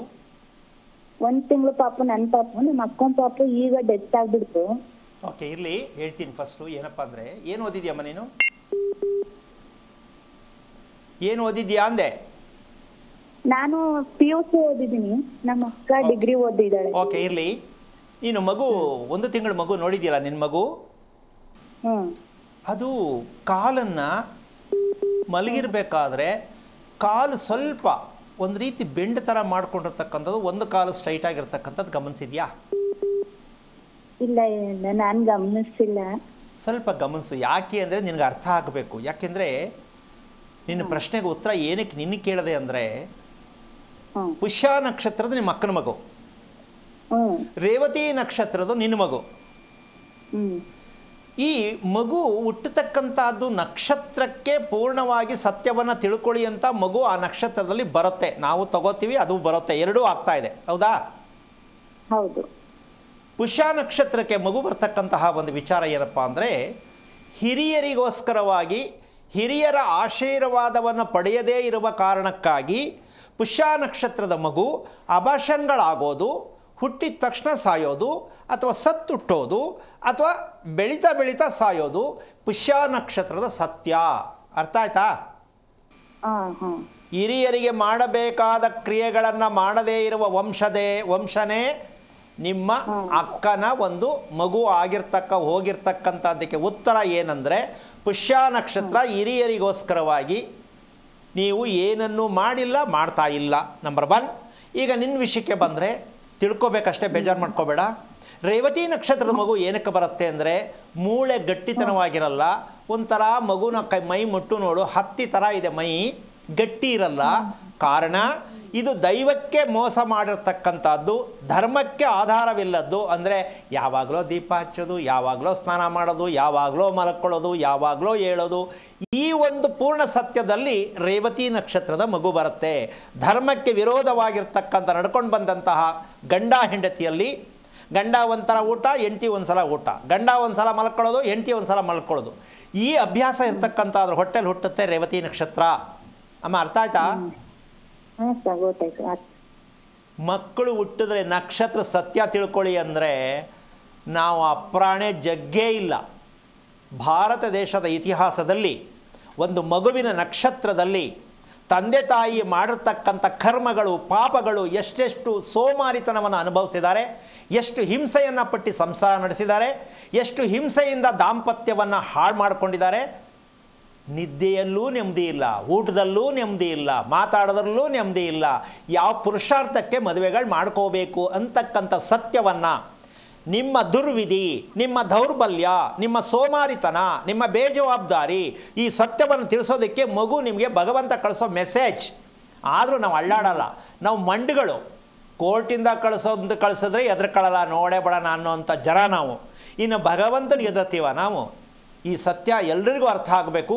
ಮಗು ಅಂದ ತಕ್ಷಣ ನಮಗೆ ಮೆಸೇಜ್ ಇದು ಭಗವಂತ ಕಳಿಸಿರೋದು. ಆ ಮಗು ಹುಟ್ಟಿರ್ತಕ್ಕಂಥ ನಕ್ಷತ್ರವನ್ನು ತಿಳಿದಾಗ ನಮ್ಮ ಇಡೀ ಕುಟುಂಬದ ರಹಸ್ಯ ನಮಗೆ ಸಿಕ್ಕತ್ತೆ. ಆ ಮಗುವಿನ ಸತ್ಯ ನಮ್ಗೆ ಅರ್ಥ ಆಗತ್ತೆ ಅಂತ ಯಾವ ತಂದೆ ತಾಯಿಗಳು ಅರ್ಥ ಮಾಡ್ಕೋತಾರೋ ಅವರಿಗೆ ಒಂದು ದೊಡ್ಡ ನಮಸ್ಕಾರವನ್ನು ಹೊಡಿಬೋದು. ನಮ್ಮ ದೇಶದಲ್ಲಿ 1 ಲಕ್ಷ 1 ಕೋಟಿಗೂ ಒಬ್ಬರು ಸಿಗ್ತಾರಾ ಅನ್ನೋ ಡೌಟ್ ಇದೆ. ಅರ್ಥ ಆಗಿಲ್ಲ, ಆಗೋದು ಇಲ್ಲ, ಬೇಕಾಗೂ ಇಲ್ಲ, ಕತೆ ಕೇಳಕ್ಕೆ ಮಾತ್ರ ಎಲ್ಲ ರೆಡಿ ಇರ್ತಾರೆ. ನನಗೆ ಯಾಕೆ ಈ ಮಗು ಹಿಂಗುಡ್ತು, ನನಗೆ ಯಾಕೆ ಈ ಥರ ಗಂಡ ಸಿಗ್ತಾ, ಈ ಪ್ರಶ್ನೆ ಹಾಕ್ಕೊಂಡೇ ನಮ್ಮ ಜೀವನ ಹಾಳು ಮಾಡಿಕೊಂಡು ದೇವ್ರ ಮುಂದೆ ಇಟ್ಕೊಂಡು ದೇವರನ್ನೂ ಕೂಡ ನಾವು ಅವಮಾನ ಮಾಡಿ ನಾವು ನೆಮ್ಮದಿಯಾಗಿ ಬದುಕೋಕ್ಕಾಗದೆ ಬದುಕ್ತಾ ಇದ್ದೀವಿ ಅಂದರೆ ನಾವು ಯಾವ ಪುರುಷಾರ್ಥಕ್ಕೆ ಈ ಭೂಮಿಯಲ್ಲಿ ಹುಟ್ಟಿ ನಾವು ಏನಕ್ಕಾದ್ರೂ ಸುಮ್ಮನೆ ನಮ್ಮ ಮನೆ ಕಟ್ಟಕ್ಕೆ ಭೂಮಿ ವೇಸ್ಟು, ತಿನ್ನೋ ಅನ್ನ ವೇಸ್ಟು, ನಾವು ಅರ್ಥನೇ ಇಲ್ಲ ಬದುಕ್ತಾ ಇದ್ದೀವಿ. ಯಾಕೆ ಬೇಕು ನಮಗೆಲ್ಲ ಭಗವಂತ ಕೊಟ್ಟಿದ್ದು ಬಳಸ್ಕೊಳ್ಳೋಕ್ಕೆ ಯೋಗ್ಯತೆ ಇಲ್ಲ ಅಂದರೆ ನಿನಗೆ ಈಗ ಅರ್ಥ ಆಯ್ತಾ? ಬೇಜಾರಾಯ್ತಮ್ಮ? ಹಲೋ, ಹೇಳಿ. ಅಲ್ಲಲ್ಲ, ಅರ್ಥ ಆಯ್ತಾ? ನಾನು ಹೇಳಿದ್ದು ಬೇಜಾರಾಯ್ತಾ? ಇಲ್ಲ ಅರ್ಥ ಆಯ್ತು. ಇನ್ನು ಮುಂದೆ ಇನ್ನು ಭಗವಂತ ಇದು ಕೊಟ್ಟಾಯ್ತು, ಹೋಗೋದಕ್ಕೆ ತುಂಬ ಖುಷಿ ಪಡು. ಭಗವಂತ ಏನೋ ಬೇರೆ ಚೇಂಜಸ್ ಕೊಡ್ಬೋದು ಅಂತ ಅನ್ಕೊ, ನಿಮ್ಮ ಅಕ್ಕನಿಗೂ ಹೇಳು. ಡಿಗ್ರಿ ಓದಿರ್ಬೋದು ಅಷ್ಟೇ, ಮಗು ಪಡೆಯೋದ್ರಲ್ಲಿ ಡಿಗ್ರಿ ಆಗಿಲ್ಲ, ಮದುವೆ ಮಾಡ್ಕೊಳ್ಳೋದ್ರಲ್ಲಿ ಡಿಗ್ರಿ ಆಗಿಲ್ಲ, ಸತ್ಯ ತಿಳ್ಕೊಳ್ಳೋದ್ರಲ್ಲಿ ಡಿಗ್ರಿ ಆಗಿಲ್ಲ. ಬರೇ ಡಿಗ್ರಿ ತಗೊಂಡು ಏನು ಪ್ರಯೋಜನಕ್ಕೆ? ಅದಕ್ಕೋಸ್ಕರವಾಗಿ ಇನ್ನು ಮುಂದೆ ಮಗು ಮಾಡ್ಕೋಬೇಕಾದ್ರೆ ಆ ಮಗುವಿನ ಸತ್ಯವನ್ನು ತಿಳ್ಕೊಳ್ಳೋಣ, ಆರೋಗ್ಯ ಮಗುವನ್ನು ಪಡ್ಕೊಳ್ಳೋಣ. ಶಾಶ್ವತವಾಗಿ ಮಗು ನಮಗೆ ಚೆನ್ನಾಗಿ ನೆಮ್ಮದಿಯಾಗಿರ್ತಕ್ಕಂಥ ಆರೋಗ್ಯವಾಗಿ ಮಗುವನ್ನು ಪಡೆಯೋದಕ್ಕೆ ನಿಮ್ಮ ಅಕ್ಕನಿಗೆ ಆಸಕ್ತಿ ಇದ್ದರೆ ತಿಳ್ಕೊಂಡು ಮಗು ಮಾಡ್ಕೊಳ್ಳಿ. ಪ್ರಾಣಿಗಳ ಥರ ಮಕ್ಕಳು ಮಾಡ್ಕೋಬಾರ್ದು. ಮಗು ಬೇಕು, ಮದುವೆ ಬೇಕು, ಇದು ಎರಡೂ ಪ್ರಾಣಿಗಳ ಥರನೇ ನಾವು ಮಾಡ್ಕೊತಾ ಇರೋದು. ಮದುವೆಗೂ ಅರ್ಥ ಗೊತ್ತಿಲ್ಲ, ಮಗು ಮಾಡ್ಕೊಳಕ್ಕೂ ಅರ್ಥ ಗೊತ್ತಿಲ್ಲ. ಇವೆಲ್ಲ ತಿಳ್ಕೊಳ್ಳಿ ಅಂತ ನಿಮ್ಮ ಮೂಲಕ ಎಲ್ರಿಗೂ ಹೇಳಿದ್ದೀನಿ. ಹಬ್ಬದ ದಿನ ಏನಪ್ಪ ಅಂತ ಅನ್ಕೋಬೇಡಿ. ಸತ್ಯವನ್ನು ಅರ್ಥ ಮಾಡ್ಕೊಳ್ಳದೆ ಏನು ಹಬ್ಬ ಮಾಡಿದ್ರು ಪ್ರಯೋಜನ ಇಲ್ಲ. ನಮ್ಮ ಬದುಕಿನ ಮೌಲ್ಯ ಗೊತ್ತಾಗಿಲ್ಲ ಅಂದರೆ ನಾವು ಯಾವ ದೇವರು ಮಾಡಿದ್ರೂ ನಮಗೇನು ಒಳ್ಳೆಯದಾಗಲ್ಲ. ಎಲ್ಲರೂ ಅರ್ಥ ಮಾಡ್ಕೊಂಡು ಬದುಕೋದು ಕಲ್ತ್ಕೊಳ್ಳಿ ಅಂತ ಈ ಮೂಲಕ ಸಂದೇಶ ಕೊಡೋಕ್ಕೆ ಇಷ್ಟಪಡ್ತೀನಿ. ಆರ್ಡರ್ ಮಾಡ್ತಾ ಇಲ್ಲ, ಒಳ್ಳೆಯದಾಗಲಿ. ಓಕೆ, ಧನ್ಯವಾದಗಳು ಸೌಜನ್ಯ, ಕರೆ ಮಾಡಿದ್ದಕ್ಕಾಗಿ. ಇನ್ನೊಬ್ರು ಕಾಲರ್ ಇದ್ದಾರೆ, ಪಾರ್ವತಮ್ಮ ಅಂತ ಹೇಳಿ. ನಮಸ್ಕಾರ ಪಾರ್ವತಮ್ಮ. ಪಾರ್ವತಮ್ಮ, ಧ್ವನಿ ಕೇಳಿಸ್ತಿದ್ಯಾ? ಸಂಪರ್ಕ ಕಡಿತಗೊಂಡಿದೆ. ಗುರೂಜಿ ತಿಳಿಸ್ಕೊಡ್ತಾ ಇದ್ರಿ, ಯಾವುದೇ ವಿಚಾರ ಆಗಿರ್ಬೋದು ಅರ್ಥೈಸಿಕೊಂಡಾಗ ಮಾತ್ರ ಆ ಆಚರಣೆಗೆ ಒಂದು ಬೆಲೆ ಸಿಗತ್ತೆ ಅಂತ ಹೇಳಿ. ಅಂತೆಯೇ ಇವತ್ತಿನ ವಿಶೇಷ ಆಗಿರುವಂತಹ ದೀಪಾವಳಿ ಹಬ್ಬದ ಮೂಲಾರ್ಥವನ್ನು ಕೂಡ ತಿಳಿಸ್ಕೊಟ್ಟಿದ್ದೀರಾ. ಇನ್ನು ಭಗವಂತನ ಕೋರಿಕೆಯ ಕುರಿತಂತೆ ಮುಂದುವರಿಸ್ತಾ ಹೋಗೋದಾದ್ರೆ ಇಲ್ಲಿ ಈಗ ನಾನು ಹೇಳಿದಂಥ ವಿಷಯ ಅದಕ್ಕೆ ಕಾರಣ ಬೇಕಾದಷ್ಟು ಕೊಡ್ಬೋದು, ಆದರೆ ಸತ್ಯವಾದ ಕಾರಣ ಕೊಡಬೇಕು. ಯಾಕೆ ಅಂದರೆ ಗೊತ್ತಿಲ್ಲದಕ್ಕೆ ನಮ್ಮನ್ನು ಕೇಳೋದು, ನಮಗೆ ಗೊತ್ತಿಲ್ಲದೇ ಇರೋ ವಿಚಾರ ಹೇಳಬಾರ್ದು. ಇದು ಇವತ್ತು ಆಗ್ತಾ ಇರತಕ್ಕಂಥ ದೊಡ್ಡ ಒಂದು ಅಪವಾದ. ಇದು ಈ ಸ್ಥಾನದಲ್ಲಿ ಕೂತ್ಕೊಂಡು ಹೇಳ್ತಕ್ಕಂಥ ವಿಚಾರ ಇದೆಯಲ್ಲ, ಒಂದರಲ್ಲೂ ಸತ್ಯ ಇಲ್ಲದ ಕಾರಣ ಜನಗಳು ತುಂಬ ಹಿನ್ನಡೆಯಲ್ಲಿದ್ದಾರೆ. ವಿಚಾರದಲ್ಲಿ ಸತ್ಯನೂ ಇಲ್ಲ, ಗಟ್ಟಿನೂ ಇಲ್ಲ. ಸುಮ್ಮನೆ ಏನೋ ಒಂದು ಭಾಷಣ ಮಾಡಿದಾಗ ಮಾಡಿಬಿಡೋದು, ಇದು ಮಾಡಿ ಅದಕ್ಕೆ ಹಂಗಾಯಿತು ಅಂತ ಹೇಳೋದು. ಕಾರಣ ಒಂದೇ ಇದಕ್ಕಾಗಿರಲ್ಲ, ಪ್ರತಿಯೊಬ್ಬರಿಗೂ ಅರ್ಥ ಆಗಬೇಕು. ಮಗು ಅಂತಕ್ಕಂಥದ್ದು ಭಗವಂತ ಮಗುವಿನ ರೂಪದಲ್ಲಿ ಜನ್ಮ ತಾಳುತ್ತೆ ಅಂತಕ್ಕಂಥ ಧರ್ಮದಲ್ಲಿರ್ತಕ್ಕಂಥ ಸತ್ಯ. ಒಂದು ಮಗು ಮನುಷ್ಯ ಹೊಟ್ಟೆಯಲ್ಲಿ ಮನುಷ್ಯ ಹುಟ್ಟುತ್ತೆ, ಮಗು ಹುಟ್ಟುತ್ತೆ ಅಂತಕ್ಕಂಥ ತಿಳ್ಕೊಂಡ್ರದೇ ನಮ್ಮದು ಅಪವಾದದ ವಿಚಾರ. ಮನುಷ್ಯರ ಹೊಟ್ಟೆಯಲ್ಲಿ ಅವ್ರು ಮನುಷ್ಯರು ಆಗೇ ಇರಲ್ಲ, ಬೇಡ, ಗಂಡು ಹೆಣ್ಣು ಮಗು ಮಾಡ್ಕೊಳ್ಳುವಾಗ ಮನುಷ್ಯರೇ ಆಗಿರಲ್ಲ ಅವರು. ಯಾಕೆ ಅಂದರೆ ಈ ಪದವನ್ನು ನಾವಿನ್ನೂ ಅರ್ಥ ಮಾಡ್ಕೊಳ್ಳೋದು ಎಷ್ಟೋ ಸಾವಿರ ವರ್ಷಗಳು ಬೇಕಾಗತ್ತೆ. ಮನುಷ್ಯ ಅಂತಕ್ಕಂಥದ್ದು ಆಗಿದೆ ಅಂದ ಮೇಲೆ ಬೇಜಾರು ಅಂತ ಆಗಬಾರ್ದು. ಮನುಷ್ಯ ಆಗಿದ್ದರೆ ಹೆಣ್ಣಾಗಲಿ ಗಂಡಾಗಲಿ ಬೇಜಾರು ಬರಬಾರ್ದು. ಇವತ್ತಿಷ್ಟುದ್ದ ಕಾನ್ವೆಂಟ್ಗೆ ಹೋಗೋ ಮಗು ಕೇಳು, ಬೇಜಾರು ಮಮ್ಮಿ ಇವತ್ತು ನಾನು ಹೋಗಲ್ಲ ಸ್ಕೂಲ್ಗೆ ಅನ್ನತ್ತೆ. ಹೌದಾ? ಗಂಡನ ಕೇಳು, ಇವತ್ತು ಯಾಕೋ ಬೇಜಾರು ಅಂತಾನೆ. ಹೆಂಡತಿಗೆ ಕೇಳು, ಬೇಜಾರು ಅಂತಾನೆ. ಇವ್ರು ಯಾರು ಮನುಷ್ಯ ಜಾತಿಗೆ ಇನ್ನೂ ಸೇರಿಲ್ಲ. ದಯವಿಟ್ಟು ತಪ್ಪಾಗಿ ತಿಳ್ಕೊಬೇಡಿ. ಮನುಷ್ಯ ಅಂತ ಅನ್ಕೊಳ್ಳೋಣ, ಸೇರಿಲ್ಲ. ಯಾಕೆ ಅಂದರೆ ನಮ್ಮ ಒಟ್ಟು ದೌರ್ಬಲ್ಯ ಏನು? ನಮ್ಮ ಸೋಮಾರಿತನ. ಇದಕ್ಕೆ ಒಂದು ದೊಡ್ಡ ಉಪ್ಪಿನಕಾಯಿ ಯಾವುದು ಅಂದರೆ ಎಜುಕೇಷನ್. ಈ ಎಜುಕೇಷನ್ ಅಂತಕ್ಕಂಥದ್ದು ನಮ್ಮ ದೇಶವನ್ನು ಯಾವುದೋ ಮಟ್ಟಕ್ಕೆ ತೊಗೊಂಡೋಗ್ತಾ ಇದೆ ಅಂತ ಹೇಳೋದಕ್ಕಿಂತ ನಾವು ಅರ್ಥ ಮಾಡ್ಕೊಳ್ಳದೇ ಇರೋದು ಅಂತ ಪ್ರತಿಯೊಬ್ಬರು ಅರ್ಥ ಮಾಡ್ಕೋಬೇಕು. ವಿದ್ಯೆ ಬೇಡ ಅಂತಲ್ಲ, ಊಟ ಬೇಡ ಅಂತಲ್ಲ, ಇವೆಲ್ಲವೂ ಭಗವಂತ ನಮ್ಗೆ ಕೊಟ್ಟಿರ್ತಕ್ಕಂಥದ್ದೇ. ಆದರೆ ನಾವು ಬಳಸೋ ವಿಧಾನ ಬೇಕು. ಈಗ ಅದೇ ರೀತಿ ವಿಚಾರಕ್ಕೆ ಬಂದರೆ, ಈಗ 100 ವರ್ಷ ಬದುಕುವಂಥ ದೇವರು ಹೇಳಿರೋದು ಸರಿ ಸ್ವಾಮಿ, ನಮಗೂ ಬದುಕಕ್ಕೆ ಆಸೆ ಸ್ವಾಮಿ, ಯಾಕೆ ಮಧ್ಯ ಹೋಗ್ಬಿಡ್ತಾ ಇದ್ದೀವಲ್ಲ ಅನ್ನೋ ಪ್ರಶ್ನೆಗೆ ಉತ್ತರ ಬೇಕು ಅಲ್ವಾ? ಭಗವಂತನ ಪ್ರೇರಣೆನೂ ಸರಿಯೇ, ನಮ್ಮ ಪ್ರಯತ್ನವೂ ಸರಿಯೇ, ಆದರೆ ಯಾವುದು ಪಾಸ್ ಆಗ್ತಾ ಇಲ್ಲ. ದೇವ್ರು ಅಂದ್ಕೊಂಡಿದ್ದು ತಪ್ಪ, ನಾವು ನಡ್ಕೋತಾ ಇರೋದು ತಪ್ಪ ಅಲ್ಲ. ಆ ಸತ್ಯವನ್ನು ಇವಾಗ ಮುಂದೆ ಇಟ್ಕೊಂಡು ಹೇಳೋಣ. ಏನಂದರೆ, ನಾನು ಆವಾಗಲೇ ಪ್ರಾರಂಭದಲ್ಲಿ ಹೇಳಿದೆ, ನೀರು, ಈ ನೀರಲ್ಲಿ ಇದಕ್ಕೆ ಜೀವಜಲ ಅಂತಾರೆ. ನೀರನ್ನು ಏನಂತಾರೆ? ಜೀವಜಲ. ನಮ್ಮ ಜೀವಮಾನದಲ್ಲಿ ಅದನ್ನು ನಿಜಕ್ಕೂ ನೀರು ಅಂತ ಹೇಳಂಗಿಲ್ಲ, ಅದು ಏಕವಚನ ಆಗತ್ತೆ. ನೀರು ಅಂತ ಹೇಳಂಗಿಲ್ಲ. ನೀರಲ್ಲಿ ಭಗವಂತ ವಾಸ ಮಾಡ್ತಾನೆ ಅಂತ ಗೊತ್ತು, ಹೌದಾ? ಆದರೂ ನೀರು ಕೊಡೋ, ನೀರು ಕುಡಿ. ನಾವು ಇನ್ನೂ ಎಷ್ಟು ದೂರ ಇದ್ದೀವಿ ಅಂತ ಯೋಚನೆ ಮಾಡಮ್ಮ. ಜೀವಜಲ ಬೇಡ, ಜೀವ ಹೇಳೋದು ಬೇಡ, ಜಲ ಕೊಡಿ ಬಹುವಚನದಲ್ಲಿ ಬರ್ತಕ್ಕಂಥದ್ದು. ನಾವೇನು ಸಂಸ್ಕೃತ ಕಲ್ತ್ಕೊಳ್ಳೋಕ್ಕಾಯ್ತಾ ಸ್ವಾಮಿ? ನಮ್ಮ ಅಪ್ಪ ಅಮ್ಮ ಕಲಿಸಿರೋದೇ ಅದು. ಈ ಪದ ಕೇಳಿದ್ರೆ ನಾವೇನು ಹೇಳೋಕ್ಕಾಗಲ್ಲ. ಪ್ರತಿಯೊಂದಕ್ಕೂ ನಾವು ಒಂದು ಹೆಣ್ಣಿನ ವಿಷಯದಲ್ಲಿ ಲೆಕ್ಕ ಹಾಕಿದ್ರೆ, ಆ ಹೆಣ್ಣಲ್ಲಿರ್ತಕ್ಕಂಥ ಒಂದು ಹೆಸರು ಚೆನ್ನಾಗಿದ್ದಾಗ ಕೂಗಿದ ತಕ್ಷಣ ಎಷ್ಟು ಖುಷಿ ಆಗುತ್ತೆ ಅಲ್ವಾ? ಈಗ ಉದಾಹರಣೆ, ಬೇಜಾರಾದಾಗ ಬೇಕಾದ್ರೆ ಇವತ್ತು ಅಲ್ಲ ಯಾವತ್ತೇ ಆಗಲಿ, ತುಂಬ ಬೇಜಾರಾದಾಗ ಶ್ರೀರಾಮನ ಫೋಟೋ ಚಿತ್ರವನ್ನು ನೋಡ್ಬಿಡಿ, 2 ನಿಮಿಷ ದೃಷ್ಟಿ ಇಟ್ಟು, ಅಯ್ಯೋ ಎಷ್ಟು ಚೆನ್ನಾಗಿದೆ ನೋಡಿ ಶ್ರೀರಾಮ, ಬೇಜಾರು ಹೋಯ್ತಲ್ಲ. ಇನ್ನೂ ತುಂಬ ಹಿಂಸೆ ಆಯಿತು, ಕಣ್ಣು ಮುಚ್ಕೊಂಡು ಶ್ರೀರಾಮ ಅಂತ 3 ಸಲ ಹೇಳ್ಬಿಟ್ರೆ ಮೈಯೆಲ್ಲ ಬಿಸಿಯಾಗಿ ನಾನು ಚೆನ್ನಾಗಿ ಬದುಕಬೇಕು ಅನ್ನೋ ಒಂದು ಎನರ್ಜಿ ಪಾಸ್ ಆಗತ್ತೆ. ಯಾಕೆ ಅಂದರೆ ಆ ಮಾ ಅಕ್ಷರದಲ್ಲಿ ಅಂಥ ಶಕ್ತಿ ಇದೆ. ಆ ಮಾ ಯಾವಾಗ ಬರುತ್ತೆ ಅಂದರೆ, ಓಂಕಾರದಲ್ಲಿ ಕೊನೆ ಅಕ್ಷರ ಬರುತ್ತೆ, ಮ ಮು ಬರುತ್ತೆ. ಅದು 3 ಅಕ್ಷರ ಇರೋದ್ರಲ್ಲಿ, ಓಂಕಾರದಲ್ಲಿ 3 ಅಕ್ಷರ ಇರೋದು. ಯಾರ ಹೆಸರಲ್ಲಿ ಮಕಾರ ಇದೆ ಅವರಂಥ ಅದೃಷ್ಟವಂತರು ಶ್ರೇಷ್ಠವಂತರು ಇನ್ನೊಬ್ಬರಿಲ್ಲ. ಯಾರ ಹೆಸರಲ್ಲಿ ಮಕಾರ ಬರುತ್ತೆ ಅವರಿಗೆ ಆತ್ಮದ ಹೆಸರು ಅವರ ಹೆಸರಲ್ಲಿದೆ ಅಂತ. ಮಾ ಅಕ್ಷರ ಎಷ್ಟು ಜನಗಳ ಹೆಸರಲ್ಲಿ ಇಟ್ಟಿದ್ದೀರಾ ಮಕ್ಕಳಿಗೆ ನೀವು ಯೋಚನೆ ಮಾಡಿ. ಯಾರು ಮಾ ಅಕ್ಷರ ಬಳಸಬೇಕು ಅಂತ ಯೋಚನೆ ಮಾಡಿದ್ದೀರಾ? ನಿಮ್ಮಲ್ಲಿ ಆತ್ಮ ಇದೆ ಅಂತ ಹೇಳ್ತೀರಾ, ಆತ್ಮ ಇದೆ ಅಂತ ಬಂಬಡಿ ಹೊಡ್ಕೋತೀರಾ, ಆದರೆ ಆ ಆತ್ಮ ಅನ್ನೋದಕ್ಕೆ ಮಾ ಅಕ್ಷರ ಬಂತಾ ಇಲ್ವಾ? ಶ್ರೀರಾಮ ಅನ್ನೋದಕ್ಕೆ ಮಾ ಅಕ್ಷರ ಬಂತಾ ಇಲ್ವಾ? ಎಷ್ಟು ಜನ ಬೇಕಾದ್ರೆ ನನ್ನೂ ಪ್ರಶ್ನೆ ಹಾಕ್ಬೋದು, ನನ್ನ ಹೆಸರು ಕೇಳ್ಕೊಳ್ಳಿ, ಅಲ್ಲೂ ಮಾ ಇದೆ, ಹೌದಾ? ಯಾಕೆ ಹೋಲಿಕೆ ಕೊಡ್ತಾ ಇದ್ದೀನಿ ಅಂದರೆ, ಎಲ್ಲರಿಗೂ ಸಿಗಲ್ಲ ರೀ ಭಾಗ್ಯ. ಭಗವಂತ ಎಷ್ಟು ಜನ್ಮದ ಪುಣ್ಯ ಶೇಷ ಇರಬೇಕು. ಒಂದು ಮಗು ಹುಟ್ಟಬೇಕಾದ್ರೆ ಆ ಮಗುವಿನಲ್ಲಿ ಆ ಶಕ್ತಿಯುತವಾದ ಹೆಸರು ಬರಬೇಕಾದ್ರೆ ಎಲ್ರಿಗೂ ಸಿಗಲ್ಲ. 1 ಲಕ್ಷಕ್ಕೆ 1 ಮಗು ಹುಟ್ಟೋದು ತುಂಬ ಕಷ್ಟ ಇದೆ. ಅದಕ್ಕೆಲ್ಲ ತುಂಬ ನಮ್ಮ ಒಂದು ಶ್ರೇಯಸ್ಗಾಗ್ತಕ್ಕಂತಹ ಧರ್ಮವನ್ನು ಅನುಸರಿಸಿದಾಗ ಸಿಗಕ್ಕೆ ಸಾಧ್ಯ ಇದೆ. ಹಾಗಂತ ಮಾ ಅಕ್ಷರ ಇಟ್ಕೊಂಡವರೆಲ್ಲ ಹಾಗೇ ಇರ್ತಾರೆ, ಶ್ರೀರಾಮನ್ ಥರನೇ ಇರ್ತಾರೆ ಅಂತ ಅಂದ್ಕೊಳ್ಳೋದು ತುಂಬ ತಪ್ಪಾಗತ್ತೆ. ಯಾಕೆ ಅಂದರೆ ಲಕ್ಷ್ಮಿ ಅಂತಿಟ್ರೆ ಕರ್ಗೆ ಇರ್ತಾಳೆ ಪಾಪ ಹುಡುಗಿ, ಹೆಸರು ಲಕ್ಷ್ಮಿ ಅಂತ ಇಟ್ಟಿರ್ತಾರೆ ಅಲ್ಲಮ್ಮ. ಲಕ್ಷ್ಮಿ ಥರನೇ ಇರಬೇಕು, ಲಕ್ಷ್ಮಿ ಇಡಬೇಕು ಅಂತ ಲೆಕ್ಕ ಇರೋದು. ನಮ್ಮಲ್ಲಿ ಹಂಗಲ್ಲ, ಕೆಂಪಮ್ಮ ಅಂತಾರೆ, ಕರ್ಗೆ ಇರ್ತಾಳೆ. ಹೀಗಾಗಿ ನಮ್ಮಲ್ಲಿ ಹೆಸರಿಗೂ ದೇಹಕ್ಕೂ ರೂಪಕ್ಕೂ ಸಂಬಂಧ ಇರಬೇಕು ಅಂತ ನಮ್ಮ ಜನಕ್ಕೆ ಇನ್ನೂ ಅರ್ಥನೇ ಆಗಿಲ್ಲ. ರೂಪನೇ ಯಾವುದೋ ಹೆಸರೇ ಯಾವುದೋ, ಏನೋ ಒಂದು ಇಡಬೇಕು, ಹೆಸರು ಚೆನ್ನಾಗದೆ ಅಂತಾರೆ, ಆದರೆ ವ್ಯಕ್ತಿ ಚೆನ್ನಾಗಿರ್ಬೇಕು ಅಂತ ಗೊತ್ತಿಲ್ವಲ್ಲ. ಹಾಗೆ ಈ ವಿಷಯಕ್ಕೆ ಬಂದುಬಿಟ್ರೆ ಸರಿ ಗುರುಜಿ, ಮತ್ತೆ ಮಾತನಾಡ್ತಾ ಹೋಗೋಣ ವಿಚಾರವನ್ನ. ಈಗ ಅಂಜನಪ್ಪ ಅಂತ ಹೇಳಿ ಕಾಲರ್ ಇದ್ದಾರೆ. ನಮಸ್ಕಾರ ಅಂಜನಪ್ಪ. ನಮಸ್ಕಾರ ರೀ ಮೇಡಮ್. ಎಲ್ಲಿಂದ ಕರೆ ಮಾಡ್ತಾ ಇದ್ದೀರಾ? ನಾವು ವಿಜಯನಗರ ಡಿಸ್ಟಿಕ್ ಅರಸಮಳ್ಳಿ ತಾಲೂಕು. ಯಾರ ಬಗ್ಗೆ ಕೇಳಬೇಕಾಗಿತ್ತು? ನಕ್ಷತ್ರ ತಿಳಿಸಿ, ಗುರುಗಳಿದ್ದಾರೆ, ಮಾತನಾಡಿ. ಹಲೋ, ನನ್ನ ಮಗನ್ ನಮ್ ಕೋಟಿ ನಮನಗಳು ಗುರುಜಿ. ನಾರಾಯಣ ಹೇಳಿಪ್ಪ, ಎಷ್ಟು ವಯಸ್ಸು ತಮಗೆ? ನಮಗೆ 49 ರೀ ಗುರುಗಳೇ. ಓಕೆ, ಮಗನಿಗೆ ಎಷ್ಟು ವಯಸ್ಸು? ಅವನಿಗೆ 26 ರೀ ಗುರುಗಳೇ. ಏನು ಮಾಡ್ತಿದ್ದಾನೆ? ಅವನು BE ಮುಗಿಸ್ಯಾನ್ರಿ, ಅಲ್ಲಿ ಪ್ರೈವೇಟ್ ಕಂಪ್ನಿಗೆ ಹೋಗ್ತಾ ಇದ್ದಾನೆ. ಏನು ನಕ್ಷತ್ರ? ಶ್ರಾವಣ ನಕ್ಷತ್ರ. ಏನಾಗಬೇಕಿತ್ತು ಇವಾಗ ಅವನಿಗೆ? ಮದುವೆದು ಮಾಡ್ಬೇಕಂತ ಇದು ಮಾಡಿದೇವ್ರಿ ಗುರುಗಳೇ. ಅವನು ಯಾಕೆ ಇನ್ನೊಂದು 2 ವರ್ಷ ತಡಿ ಅಂತಂದ್ರಿ ಗುರು. ಏನು ಓದಿದ್ದೀರಾ ನೀವು? ನಾವು SLC ಮುಗಿಸೇವ್ರಿ ಗುರುಗಳೇ.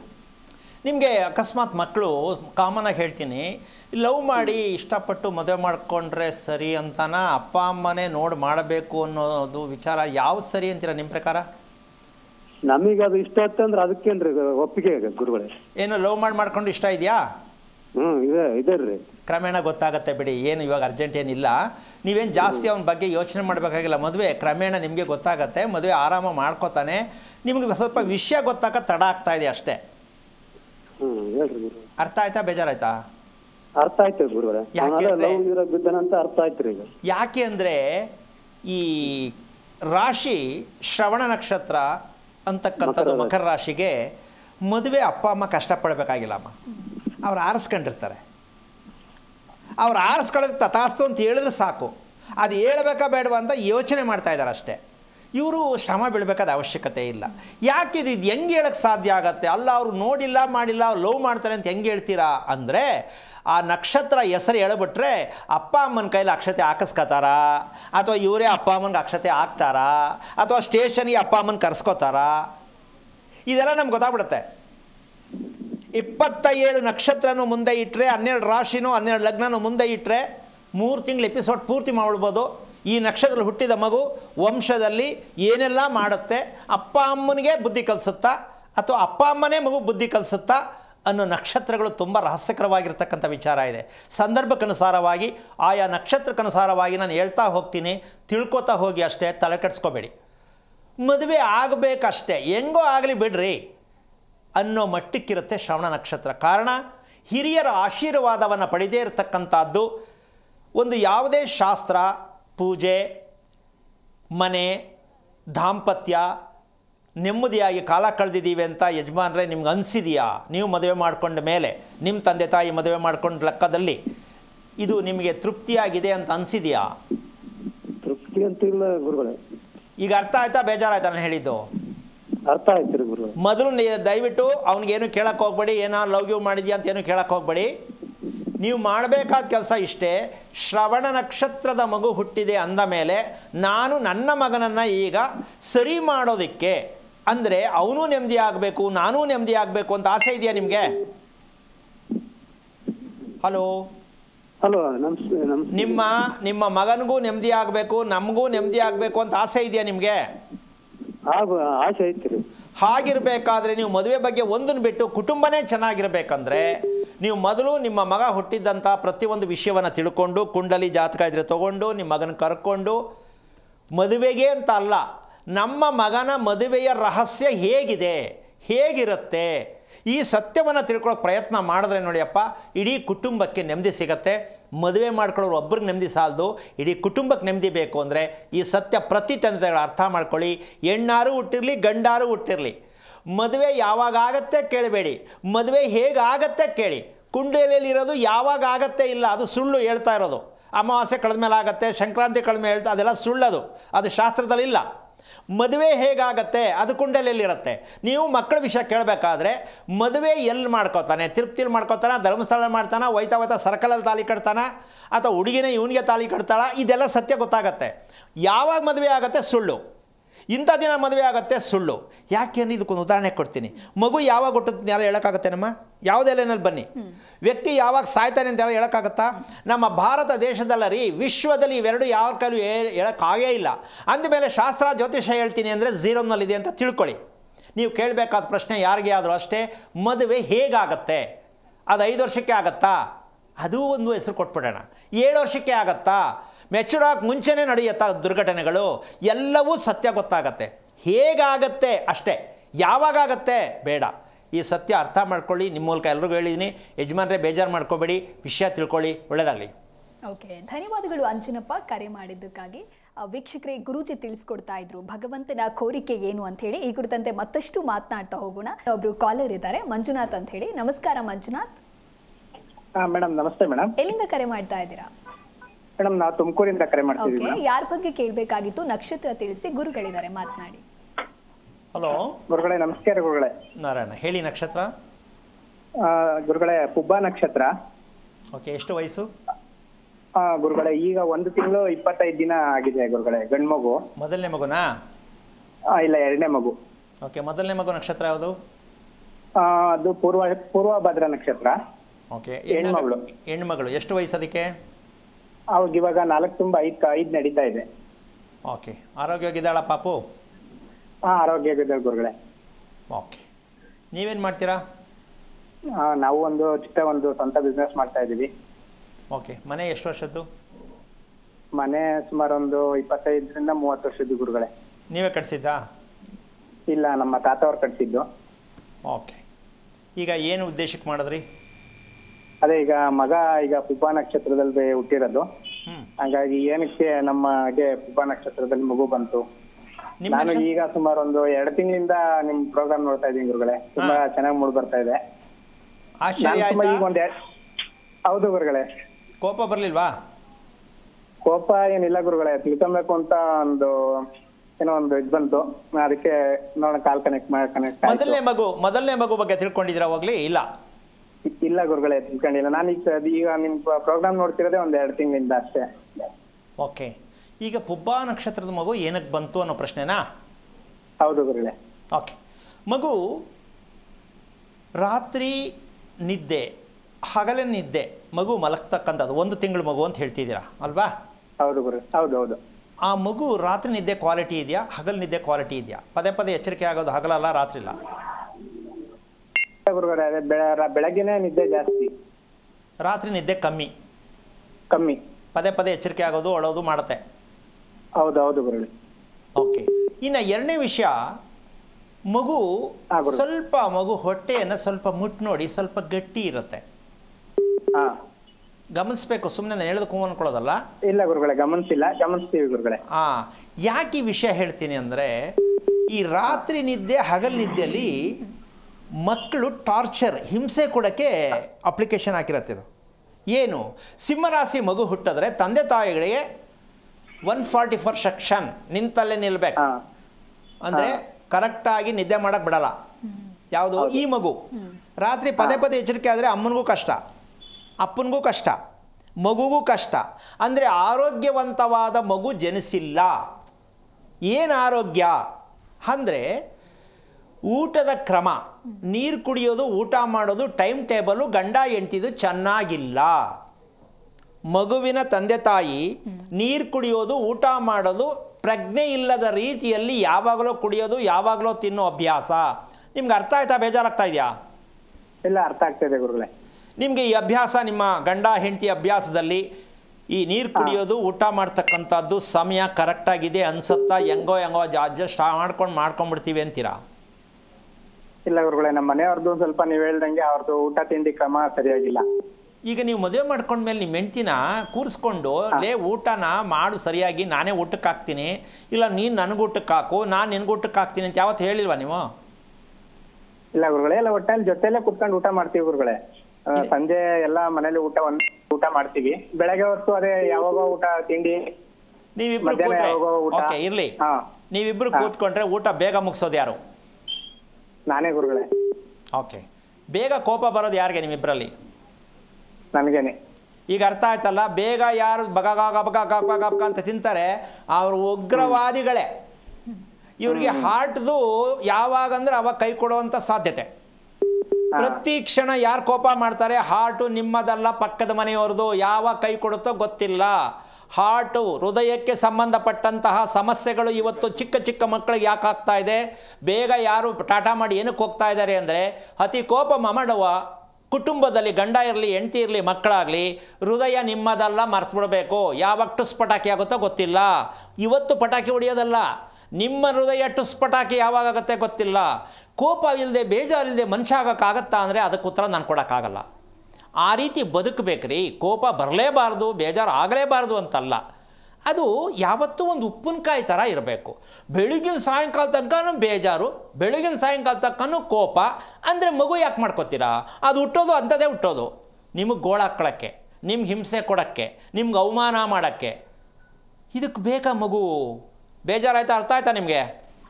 ಇಲ್ಲ ಗುರುಗಳೇ, ಅರ್ಥ ಆಗ್ತಾ ಇದೆ. ನೋಡಿ, ಒಂದು ಮಗು ಮಾಡ್ಕೊಳ್ಳೋಕೆ ಎಲ್ಲರೂ ಸ್ಕೂಲು, ಟ್ರೈನಿಂಗು, ಕಾಲೇಜ್ ಇದೆಯಾ? ಇಲ್ಲ ಗುರುಗಳೇ. ಏನು ಮಾಡೋಣ ನಮ್ಮ ದೇಶಕ್ಕೆ? ಮದುವೆ ಮಾಡ್ಕೊಳ್ಳೋಕೆ ಟ್ರೈನಿಂಗ್ ಇಲ್ಲ, ಮಗು ಮಾಡ್ಕೊಳ್ಳೋಕೆ ಟ್ರೈನಿಂಗ್ ಇಲ್ಲ, ಊಟ ಮಾಡೋಕ್ಕೆ ಟ್ರೈನಿಂಗ್ ಇಲ್ಲ, ಗಂಡ ಹೆಂಡತಿ ಮಾತಾಡೋಕ್ಕೆ ಟ್ರೈನಿಂಗ್ ಇಲ್ಲ, ಇನ್ನು ಮಿಕ್ಕದಕ್ಕೆಲ್ಲ ಟ್ರೈನಿಂಗು. ಇಂಟರ್ನ್ಯಾಷನಲ್ ಸಿಲೆಬಸ್ ನನ್ನ ಮಗನಿಗೆ ಓದಿಸ್ತಾ ಇದ್ದೀನಿ, ತಲೆ ಮೇಲೆ ಬಡ್ಕೊಳ್ಳಿ. ಸಂಸಾರ ಮಾಡೋದಕ್ಕೆಲ್ಲೂ ಶಿಕ್ಷಣ ಇಲ್ವಲ್ರಿ ಸ್ವಾಮಿ.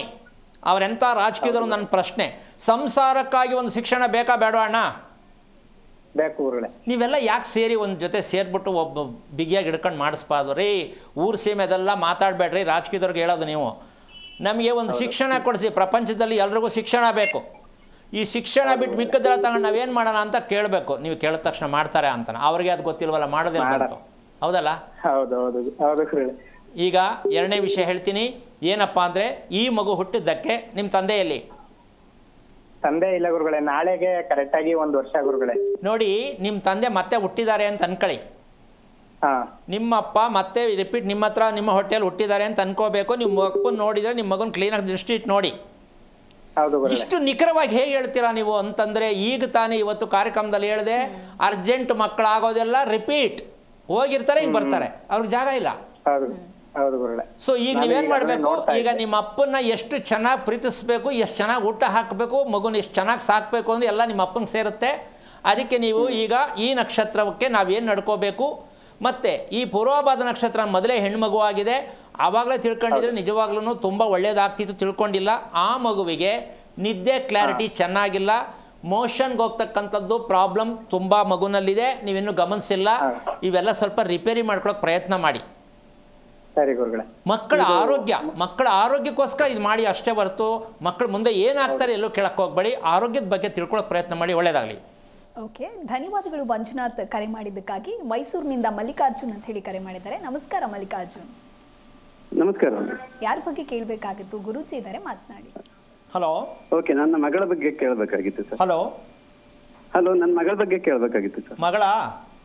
ಹೌದು ಸರ್. ಎಷ್ಟು ವಯಸ್ಸು, ಏನು ನಕ್ಷತ್ರ? ನಕ್ಷತ್ರ ಬಂದು ಮೃಗಶಿರ ನಕ್ಷತ್ರ. ವಯಸ್ಸೆಷ್ಟು? ವಯಸ್ಸು 24. ಏನು ಓದ್ತಾ ಇದ್ದಾಳಾ? ಓದ್ತಾ ಇದ್ದಾಳೆ, ಚಾರ್ಟರ್ಡ್ ಅಕೌಂಟೆಂಟ್. ಇನ್ನು ಎಷ್ಟು ವರ್ಷ ಓದಬೇಕು? ಈಗ ಫೈನಲ್ ಇಯರ್ ಇದ್ದಾಳೆ, ಈಗ ಜನವರಿಗೆ ಎಕ್ಸಾಮ್ ಬರೀತಾ ಇದ್ದಾಳೆ. ಓಕೆ, ಅವಳ ಬಗ್ಗೆ ಏನು ಬೇಕಾಗಿತ್ತು ತಮಗೆ? ಅಲ್ಲ, ಮೃಗಶಿರ ನಕ್ಷತ್ರದಲ್ಲಿ ನನ್ನ ಮಗಳು ಏನು ಕೊಟ್ಟದ್ಲು ಅನ್ನೋದು ನನಗೆ ಗೊತ್ತಾಗಬೇಕಾಗಿತ್ತು. ಮತ್ತೆ ಮದುವೆ ಯಾವಾಗ ಆಗುತ್ತೆ? ಅಲ್ಲ, ಇಷ್ಟೊಂದು ಲೇಟಾಗಿ ಕೇಳ್ತಿದ್ದೀರಲ್ಲ. ಮಗು ಹುಟ್ಟಿದ 23 ದಿನಕ್ಕೆ ವಿಷಯ ತಿಳ್ಕೊಬೇಕಿತ್ತು, ಯಾಕೆ ತಿಳ್ಕೊಳ್ಳಿಲ್ಲ? ಇಲ್ಲ ಸರ್, ನಮಗೆ ಜ್ಯೋತಿಷ್ಯ ಬಗ್ಗೆ ಅಷ್ಟು ಇದಿರಲಿಲ್ಲ. ನಿಮ್ಮ ಚಾನಲ್ ನೋಡಿದ್ಮೇಲೆ ನನಗೆ ಅದ್ರ ಬಗ್ಗೆ ಅರಿವು ಬಂದಿತ್ತು. ನಾನು ಜ್ಯೋತಿಷ್ಯ ಹೇಳ್ತಾ ಇದ್ದೀನಾ? ಇಲ್ಲ, ಜ್ಯೋತಿಷ್ಯ ಅಲ್ಲ ಸರ್, ನಕ್ಷತ್ರದ ಬಗ್ಗೆ ತಿಳ್ಕೊಬೇಕು ಅಂತ ಅಷ್ಟೇ. ಅಂತೂ ಇವಾಗ ಗೊತ್ತಾಯ್ತು ತಿಳ್ಕೊಬೇಕಂತ.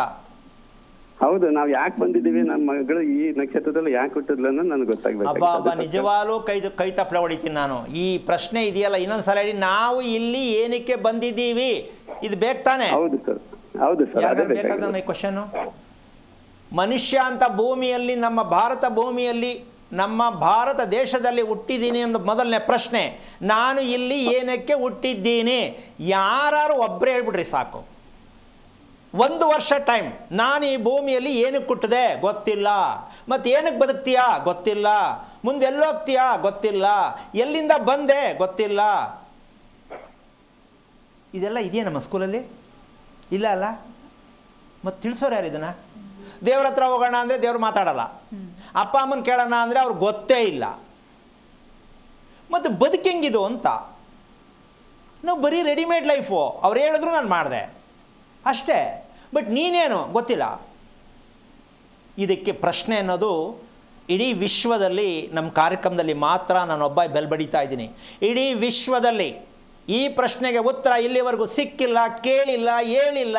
ಸತ್ತಿ ಸುಣ್ಣ ಆಗ್ತಾ ಇದ್ದಾರೆ. ಯಾರಿಗೂ ನೆಮ್ಮದಿ ಇಲ್ಲ, ಆರೋಗ್ಯ ಇಲ್ಲ.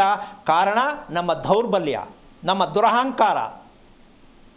ಯಾಕೆ ಈ ಪದನ ಬಳಸ್ತಾ ಇದ್ದೀನಿ ಅಂತಂದರೆ, ನಾನು ಯಾರು ಅನ್ನೋದೇ ಗೊತ್ತಿಲ್ಲ ಅಂದರೆ ನೀನು ಬದುಕ್ತೀಯಾ ಹೆಂಗೆ? ಇನ್ನು ಮಕ್ಕಳು ಈಗ ತಾನೇ ಕೇಳ್ತಾ ಇದ್ದೀರಾ ಪ್ರಶ್ನೆ, ತುಂಬ ಖುಷಿ ಆಗ್ತಾ ಇದೆ. ಈ ನಕ್ಷತ್ರದ ಮಗು ನನ್ನ ಹೊಟ್ಟೆಯಲ್ಲಿ ಏನಕ್ಕೆ ಬಂತು? ವೆರಿ ಎಕ್ಸ್ಟ್ರಾರ್ನರಿ ಪ್ರಶ್ನೆ ಇದು. ಆದರೆ ಬರೀ ಕೇಳಿಬಿಟ್ಟು ಮನೋರಂಜನೆ ಥರ ಸುಮ್ಮನೆ ಆಗ್ಬಿಟ್ಟ ಪ್ರಯೋಜನ ಇಲ್ಲ. ಎಲ್ಲರಿಗೂ ಅರ್ಥ ಆಗಬೇಕು. ಯಾರು ಕೇಳ್ತಾರೆ ಅನ್ನೋದು ಮುಖ್ಯ ಅಲ್ಲ, ಎಷ್ಟು ಜನ ಕೇಳ್ತಾ ಇದ್ದೀರೋ ಅಷ್ಟು ಜನಕ್ಕೆ ಅರ್ಥ ಆಗಬೇಕು. ನಮ್ಮ ಮನೆಯಲ್ಲಿ ಎಂತೆಂಥ ಬಾಂಬ್ಗಳಿದೆ, ಹೆಣ್ಣು ಮಗು ಬಾಂಬ್ ಯಾವುದು, ಗಂಡು ಮಗು ಬಾಂಬ್ ಯಾವುದು, ಗಂಡನಲ್ಲಿರ್ತಕ್ಕಂಥ ಬಾಂಬ್ ಯಾವುದು, ಯಾವಾಗ ಸಿಡಿಯುತ್ತೆ, ವಂಶದಲ್ಲಿ ಯಾವಾಗ ಅಗೋಚರವಾಗಿರ್ತಕ್ಕಂಥ ಒಂದು ಕರ್ಮವನ್ನು ನಾವು ಅನುಭವಿಸ್ಬೇಕಾಗತ್ತೆ. ಇವೆಲ್ಲವೂ ಒಂದೊಂದು ನಕ್ಷತ್ರದಲ್ಲಿ ಒಂದೊಂದು ಸತ್ಯ ಇರುತ್ತೆ. ಇದನ್ನು ದೀಪಾವಳಿಯ ವಿಶೇಷ ಅಂತ ತಿಳ್ಕೊಳ್ಳಿ. ನಿಮ್ಮ ಮಕ್ಕಳ, ನಿಮ್ಮ ಕುಟುಂಬದ ನಕ್ಷತ್ರವನ್ನು ಯಾವತ್ತು ಓಪನ್ ಮಾಡ್ತೀರೋ ಆವತ್ತು ನಿಮ್ಮ ವಂಶಕ್ಕೆ ಪ್ರಾಯಶ್ಚಿತ್ತ ಆಗತ್ತೆ, ಭಗವಂತನ ಅನುಗ್ರಹ ಪ್ರಾಪ್ತಿಯಾಗತ್ತೆ. ಎಲ್ಲಿವರೆಗೂ ನೀವು ತಿಳ್ಕೊಳ್ಳಲ್ವೋ ನಿಮ್ಗೆ ಯಾವ ದೇವರು ಒಲಿಯಲ್ಲ, ದೇವರ ಅರ್ಥ ನಿಮ್ಗೆ ಗೊತ್ತಿಲ್ಲ, ಸುಮ್ಮನೆ ಅನಾವಶ್ಯಕವಾಗಿ ದೇವರ ಮೇಲೆ ಭಾರ ಹಾಕ್ಕೊಂಡು ಸೋಮಾರಿತಂದ ಬದುಕಬೇಡಿ. ಈಗ ವಿಷಯಕ್ಕೆ ಬರೋಣ. ಮೃಗಶಿರ ನಕ್ಷತ್ರ ಅಂತಕ್ಕಂಥದ್ದು ಏನಕ್ಕೆ ಬಂತು ಅಂತ ಇವ್ರ ಪ್ರಶ್ನೆ. ಒಬ್ಬಳೆ ಮಗಳ, ಎಷ್ಟು ಜನ ಮಕ್ಕಳು ನಿಮಗೆ? ಇಬ್ರು ಮಕ್ಕಳು ಸರ್. ಇವಳು ಮೊದಲನೇವಳು. ಓಕೆ. ಇನ್ನೊಂದು ಹೆಣ್ಮಗುನ ಗಂಡು ಮಗುನ? ಗಂಡು ಮಗು ಜ್ಯೇಷ್ಠ ನಕ್ಷತ್ರ. ಎಷ್ಟು ವಯಸ್ಸು ಅವನಿಗೆ?